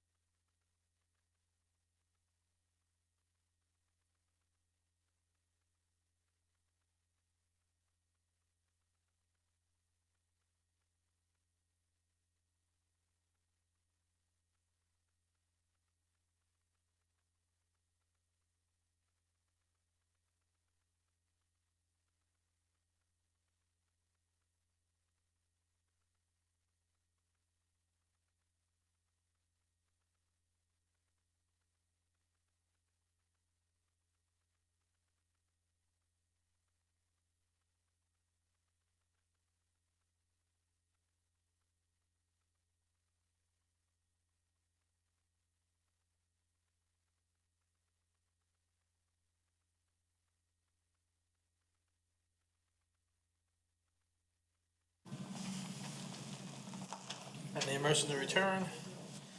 Make a motion. Motion second, Mr. Miles, all in favor? Aye. I believe we continue with facilities.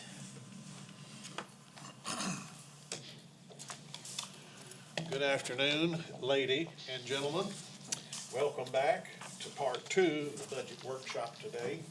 I'm Jim Bryant, the office/operations supervisor for facilities maintenance. You should have a copy of our budget request. And out of all the line items, half of them, we're asking for what we currently have in the budget for this year, no increase. On the other half, about half of those, we're requesting a decrease, and then the others for an increase. So I'll just hit some of the increase line items. On the building maintenance for the DSS building, current budget's at $12,000. We're asking for 15, an extra 3,000, just due to a lot of equipment repairs on those big train HVAC systems. Just looking at what has happened so far this year and just adding in price increases, we're asking for 15. Drop down to the courthouse. Currently, we have 67.5. We're asking for 72.5, 5,000 more. Big building, big equipment, a lot of maintenance contracts on them, and just going to require some more money. And then all the other increases are in the utility accounts. I won't go over those, just based on usage. And of course, utilities that, always go up every year. And then somehow in the current budget, some of the utilities got reduced from what we requested for this year. And so that shows up in a greater request for this new budget. Any questions on any of those operational accounts? And we have one capital project request. You should have that also with you. It's an estimate from American Renovations for roof repairs there at the DSS building, looking at about $353,000. And if you've got any questions about the roof there of the technical nature, Jason Neal, our director, can take care of those. I got a question. Yes, sir. This doesn't have to do with that, but, this Oakway School, how much maintenance y'all have to pull on it? A good bit. Okay. It's an old building, and just from a personal standpoint, I know it came to us from the school district for free or $1 or whatever. But the old saying is, don't look a gift horse in the mouth. You better look the gift horse in the mouth, or you'll have a lot of vet bills. So I would not be the least bit disheartened if we got out of that school business, gave it to someone else, the Fair Oak Youth Center Association or whatever. It's just way out of the way. It's an old building that we just keep patching up. Well, I can understand where you're coming from. And again, I think you had a good idea if we could talk those people into taking it. Mhm. Thank you. Yes, sir. Anybody else?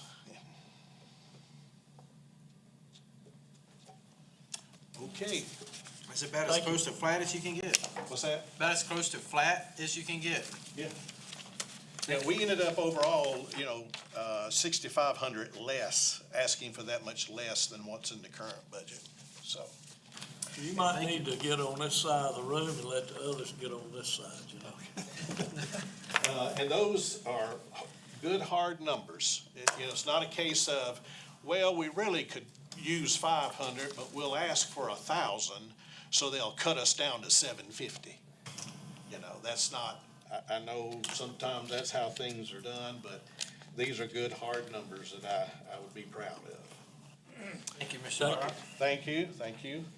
Another thing about was talking about this roof, the brown building beside the bottom shelf, that roof was done at the same time ours was. And it's got its issues, but it ain't never started leaking yet, but it's coming. And then also the school that we was just talking about, it's got the same kind of roof. And it's got bubbles in it too, and we haven't had some leaks with it so far. The Oakway? What's the status on Oakway? I mean, are we utilizing it for anything right now? Substation's the only thing we got in there. Okay. So, and it sounded like, are we open to selling it?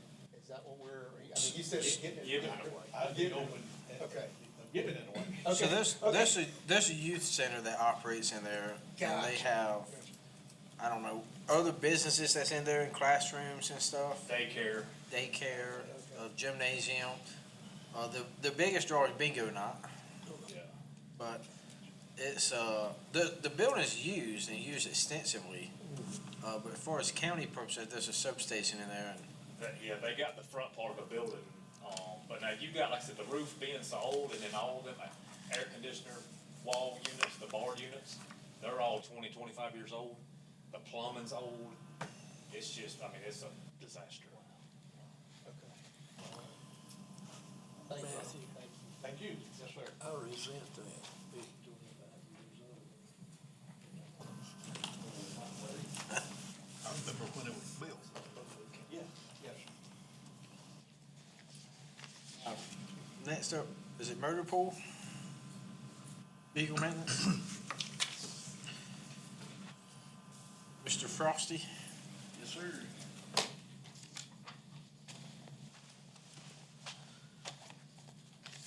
All right, with my budget, main increases came from just a increase because the taxes or the price of parts going up. I think I looked on the Association of Counties website, and they're stating that the South Carolina inflation for stuff like this is 2.95%. I went with that off of my budget, just to use their numbers. So all the increases you see are close to that 2.95%.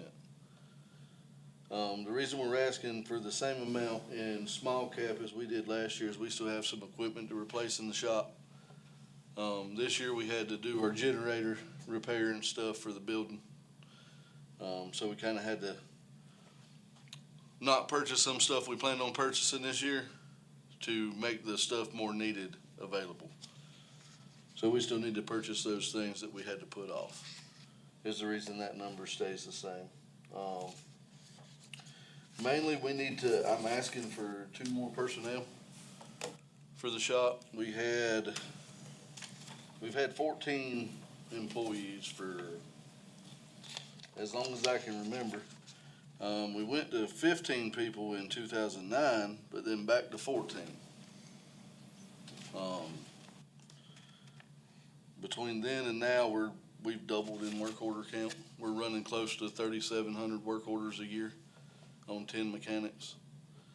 So we're just asking for 2 more personnel. One would be a inspector role, where they would verify fault when it comes in, verify repairs, plus they would have extra duties such as taking care of gov deals, helping in parts when they don't have that kind of stuff to do. The next one would be like a lead technician to help train the shop. We have the assistant director, but he can't be with everybody all the time, and we have a young crew. So we would need that lead technician position to help with the major work, plus help train our younger individuals. I also would like to change one of our current positions into a mechanic 5 position and make it an EVT, emergency vehicle technician, where we would send them to training and get them certified in repairing fire trucks and bring it back. Like, I don't know if y'all remember Gary Hightower. He was our emergency vehicle technician for years, and he would come in and he would go to the departments. He would take care of fire completely. Just keep them up and running, do all the small stuff throughout the day, all the services. Then it helped with the shop, with us helping with roads and bridges and all that stuff as well. So I want to get back to that by having a specific mechanic for our fire service. to make sure they're taken care of and they don't go down. Someone trained to do that. Other than that, that's all I've got. Y'all have any questions about the 10 fund budget? Do you have all the diagnostic equipment that you need to run the garage based on the newer vehicles that's coming in? We have to update our automotive side. We have the big truck side. We just purchased that this year. That was one of the things that wasn't planned. So we kind of let go of some stuff that we didn't, not that we didn't need, but we could put off to purchase that new diagnostic equipment for the bigger trucks. We do have to upgrade our automotive scanner because it goes, this year's it. So that's part of that small cap money there is going toward updating that automotive scanner to go to the newer equipment. You have a specialized diesel mechanic. We have different classes. So we have mechanic 1, 2, 3, 4, and 5. Most of our diesel mechanics, which are CDLs, are mechanic 3s. So we have a couple of those that specialize in big truck repair and diesel repair. And then we have our mechanic 1s and 2s, which are more of our automotive side and younger technicians that we're trying to help train to get up to those mechanic 3 positions and can do more of that kind of stuff. Could it be beneficial to work with a school district and the career center on their automotive department to get like internships? We did have interns for the past, not this year, but the previous year. We did have a paid internship at the shop, but we were using one of our positions to do that. I would love to get an internship position just for the shop because I work closely with I might get her name wrong, Miss Warthencroft.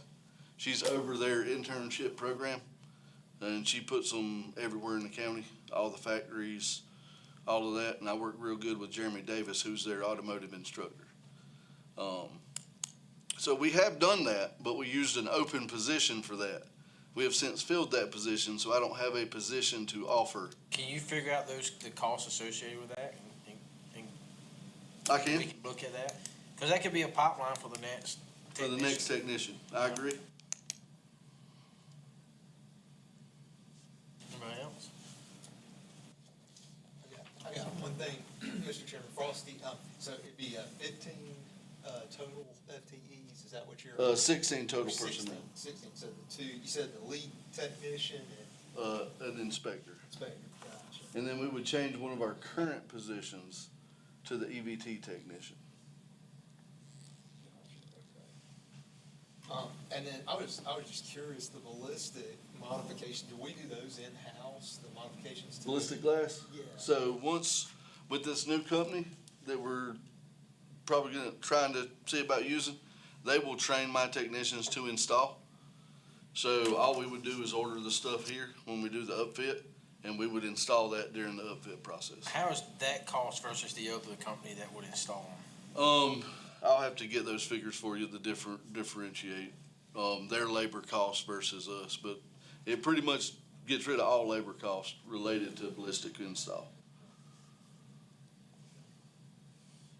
Because I know we talked with the original about using one of the glass companies to eventually Correct. install. What happened with that? As far as I know, they never got together and figured out training wise. Dwayne was handling a lot of that. I handled it as well. As far as I know, they never got together and actually did the training to do it. I spoke with this other company, True Armor, and they're willing to train our guys to do that stuff. Anybody else? Sir? Yes, sir. All right, we got information technology next.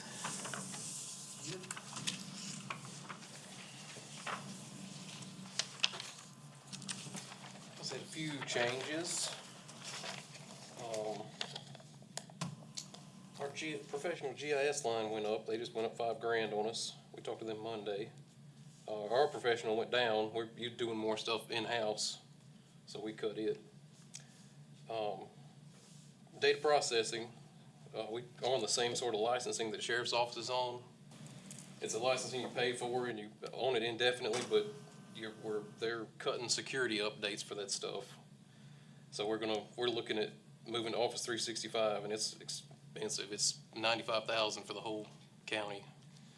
And that's a yearly cost now, and that's just the way Microsoft's pushing everybody to go. They're doing away with the old licensing we've been using. Is there not any way we could work with the sheriff's office versus like two different licensing agreements to like for them to be on For 365 office and stuff like that, we're all under the state umbrella. So they bundle us in with every other state and local government entity. That way they get our pricing down on that. So that does help. Just on the state contract, so it doesn't Yeah. matter if they use Windows, whatever, you Yep. use 365. Yeah, they bundle us all in under one umbrella. And that does open up some other stuff. We've had multiple departments asking for parts of that over the years, and it's just so expensive, we've put them off. But there's What? a lot of collaboration and What'd you say they're asking for? for the Office 365 stuff. Includes Teams and SharePoint. There's a lot of collaboration and workflows and stuff. I know y'all have been looking at doing things like that in administration. Yeah, it works well with phones and different things. It does. And there's a couple things we could get rid of. We still have Zoom that we used to use during COVID, but a lot of offices have been using it for meetings and things. This would give that effectively to everyone in the county. We can get rid of that bill. It's easier to show documents and all kinds It of is, stuff. it's a lot easier. And it's a lot, like between departments, now we can do that, but it's kind of clunky, but this makes all that a lot easier. The other big one was, we're looking to add a person in GIS. And I've got a sheet that shows some of the issues they've been having. The second sheet is just an overview. I didn't know if you guys wanted an executive summary, kind of what IT does. I threw that in there. Y'all can go through that on your own if you want to. GIS is, Nick is the entire GIS department currently. We've been growing some on the addressing and subdivisions mostly. There's tons of new subdivisions coming out as the county grows. And he's had to cut a lot of projects. I got those detailed down at the bottom to keep up just with the addressing and subdivision stuff. And we also don't have anyone backing him up, so it's kind of a redundancy issue too. If he's out today, he just had a baby this morning, so we've trained up a few people in the assessors and the planning department to cover for him, but anytime he's out sick, has to go out and do field work, anything like that, that effectively shuts the department down. Addresses aren't getting taken care of. We have public that come in and out looking for things, so customer service takes a hit. So we're just looking to get somebody that'll back him up and take some of the load off of him. And then the last page was just the request I put in with for the budget for the GIS guy. Are there new technologies that could take advantage of but would not for GIS and AI? We have looked at that. We're doing more of that in IT, and there's a few things that other departments have been needing help with, that we were trying to find some software that we could use that instead of hiring somebody, and it's just still a pretty specific thing. There's not a lot we could find that would help other departments take advantage of it. And there's a lot we should be doing for other departments in GIS that we've had to cut back on. The sheriff's department uses them a lot. Planning and building codes, tax assessor's office, emergency management uses it heavily, and we've had to dial some of that stuff back just to keep up with the basic necessities. Is it GIS? Is it something somebody goes to school for and gets It trained is. It's- in, or do you bring them in and train them? We've done both, but it's a very specialized thing now. It's way more than it used to be. And there are people that take that track specifically.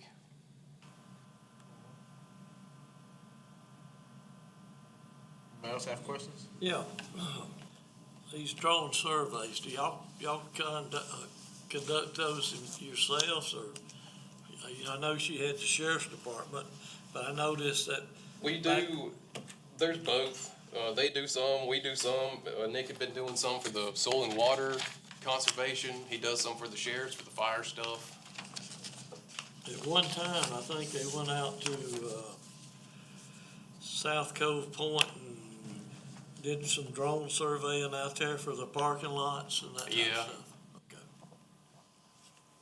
And we do those for other offices, we do them for some of the local municipalities and things like that. It's industry sometimes businesses will ask. We don't need that, we got a surveyor on council we can go. That's right. Just send them over. Another thing, you talking about subdivisions. The biggest thing I see with subdivision, of course, I don't know anything else that you do, but it's just a 9-1 address, is that correct? No, it's also part of like moving those subdivision maps that we get from them into the GIS system, so they work with the tax maps, the addressing, that's part of it. There's a whole process to get a subdivision map moved into our system, once it's Well, I got broken up. one that's a 36 by 36. Would you like to move it in? And I'm not kidding about that. In fact, I asked them in the record room, they said, it's $25. I said, good, gosh, for that, $25. I said, y'all want it scanned or something? I reckon they're gonna make 2 or 3 pieces out of it. I'm not sure what their process is. But anyway, I went through GIS and a day later, he had numbers on every lot. I mean, Yeah, 911 addresses all Yeah. over it. He gave me 2 copies and the mailman came by the house that's gonna be delivering the mail and I gave him a copy, so he's got all the copies of his Yeah. new,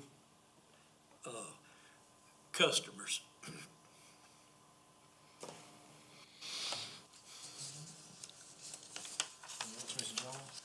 The only thing I had really was on the GIS, and I agree, Nick talked with him about the situation and everything. Do you think we could like cross-train somebody to also do that role, or do we need a completely separate part-time or full-time person for? I mean, I'd like to have somebody full-time that could train up 100% with him. Gotcha, yeah. I mean, we could take whatever we can get. It'd be tough. I don't know.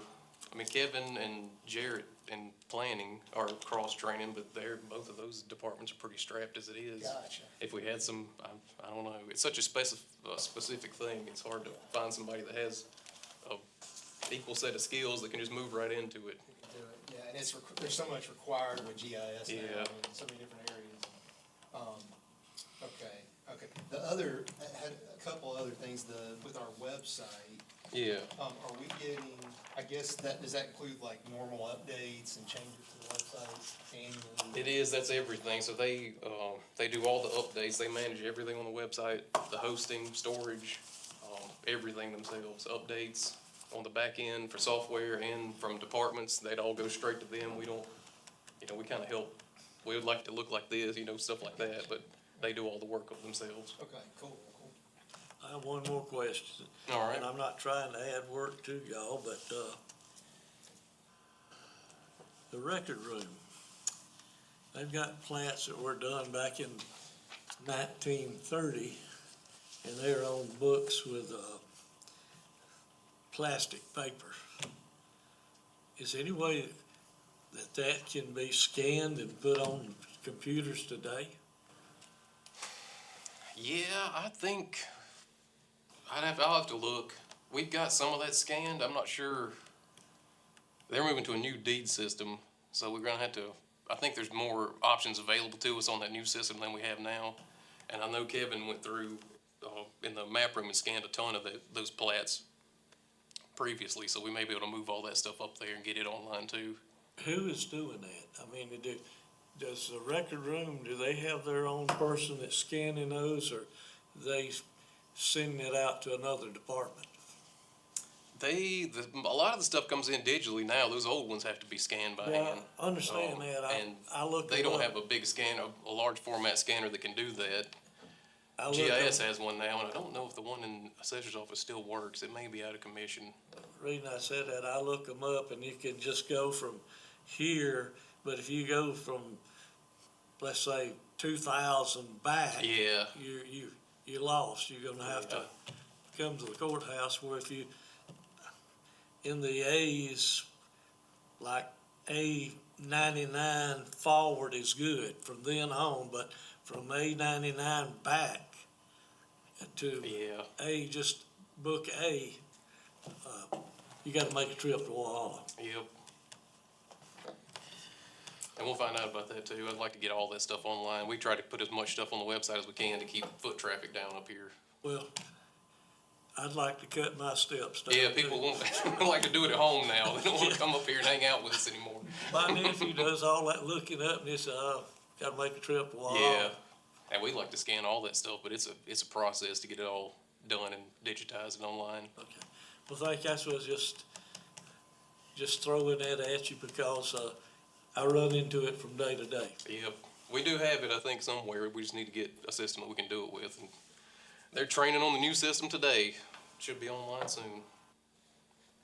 So there's an old InvestOconee.sc.com website that looks like an old Oconee Economic Alliance website, but it's old. It's not been updated. Yeah. It looks very bad on us, but like, do you know who's paying for that site? Who has control of it so we can get it taken down? It's Advance Oconee? No, it's Invest. Invest Oconee. Yeah. I don't know about that one. Like if you Google Oconee, it comes up like pretty high on the list. Yeah. And it's not been updated since 2018, but like, it doesn't load very Yeah, well the with Economic mobile Alliance devices. ran a few of those. There was one that, And I asked Mr. Gilbert about it in OEA. He's like, I can't find who has that site. we'll do some looking. We can, I see, yeah. It's not a good look that it's outdated and it's still Yeah. there. And on a mobile device, it functions kind of clunky too. But also, I mean, are we paying for a web service? Not for that one. The OconeeSC.com is the one that comes out of our budget that we pay for, and we do a couple of fields for him. That one, I'm not sure. I think, I want to say that was one of those Economic Alliance things, but it's so old, they may have just abandoned it. We may see if we can get that. It is Oconee Economic Alliance. Yeah. They have a new website. We could just- that was under Richard. That's what I was thinking, 'Cause their and I think blogs they had money on for there that from written somewhere else. By Richard Blackwell. Yeah. It was done by Richard, and they actually had money that they actually paid for out of their budget, that it didn't touch the county stuff at all, they actually hired a third party. Yeah, the Economic Alliance paid Well, for that. Yeah. My thing is, county money goes to the OEA, and is that still being drawn out of an account each month or being paid somehow? Yeah.